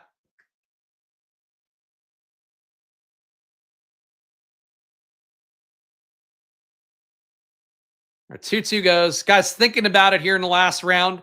Gonna have a draft coming up at 3 p.m. on Stochastic as well, so come join me if you want to get one more in on DraftKings later today with me. I will ping the Discord as well right before I go live. I'm getting snap filled every time I enter, so that's sorry haven't been able to give you guys more of a window, but everything fills fast now, obviously. Arroyo hanging on at tight end. Is there anything fun left at receiver? I mean, this is not a fun one, but Josh Reynolds, come on down. So final team here, a 3-7-8-2. Oh, wait, wrong screen here. Hey, guys. We have the full screen. Justin Fields, Jared Goff, Geno Smith at RB, Bijan Robinson, James Cook, Zach Charbonnet, Joe Mixon, Rachaad White, Ty Johnson, Raheem Mostert. So definitely thin at the back half of the room. But again, my goal is always all the guys have roles on the team right now. I'm trying to make it up at projection. Those are the guys we got here. Certainly, though, you can make the case to build a room with like Giddens and guys like that. But I think for me, the big thing is hoping Mixon gets in for the back half of the year. So I'm taking more guys that are projectable in the first half. Even though really like Bijan and Cook, I don't know. I don't know if I played this right as an RB room, but I do know adding volume there was the main thing you should have done no matter what, whether you're taking guys like I took here or you take a DJ Giddens type, a Taj Brooks type, take the big kind of swing. A wide receiver, we got Garrett Wilson, Jameson Williams, Chris Olave, Jacoby Myers, Chris Godwin, Dante Thornton, part of the Vegas big stack we have, Tesla, part of the Detroit stack we have, Josh Reynolds, part of the Jet stack we have, and a tight end, only 2, Brock Bowers and Mason Taylor. 2 young tight ends. Bowers after ADP at pick 22. Definitely a little bit unique to get him with Bijan Robinson. But I think with this room and a 20-round draft, I just kind of want to get a 3rd tight end no matter what. I didn't do that here. Because that's it. That's a try draft-a-thon for today, guys. You guys know the deal here. Good call, good idea, I think, would be to get involved on Drafters right now. Go to drafters.com. Use that promo code SPLASH. Gets you a $100 deposit match. Even if you haven't put in any entries in on Drafters, I'd put in 10. I would take advantage of that $100 deposit match. Put in $100, get $100 free. put in 10 entries, get a free entry with that as well on Drafters. So you get 11 entries into that shot at 500K. There's a good shot. There's going to be about 25%, if not more, overlay on Drafters. At this stage, I think your money will carry you the furthest on there. Even though, as people point out, DraftKings might not fill all the way. You'll probably get some reduced rate on DraftKings. Underdog's BBM is going to fill before probably September 1st. I'm planning on being done on Underdog's BBM end of the week. Drafters, you keep doing more, and I'm going to keep doing more here down the home stretch. Probably will also do drafts on Drafters this Friday, and probably on Tuesday I'll do my last run on Drafters because it's not going to be filled. So stay tuned for that. Of course, make sure to gamble responsibly, guys, even though it is always money time here on this channel. Join the Discord as well. I'm doing the plugs all out of order, but $5 to join here. If you join the channel, you get out of the Discord immediately when you click the link in the description. Great place to be on. All my news updates, my matchup sheets in season as well for NFL DFS all get put through the Discord for that $5 rate, and it does support the show as well. The more of you, the merrier. And join the Discord. Great community to be a part of. And in particular, if you're not an asshole, join the Discord because I don't want people who are assholes in my Discord community. But back at 3 p.m. on Stochastic, come join me on there for one more DraftKings Millie Maker draft. And I'll see you guys again soon. Enjoy your days. Good luck. And go draft yourself some Jets now, hopefully on Drafters, but wherever you want. Get some Jets, right? How could I go wrong? See you guys soon. Enjoy your days. Good luck. Bye-bye.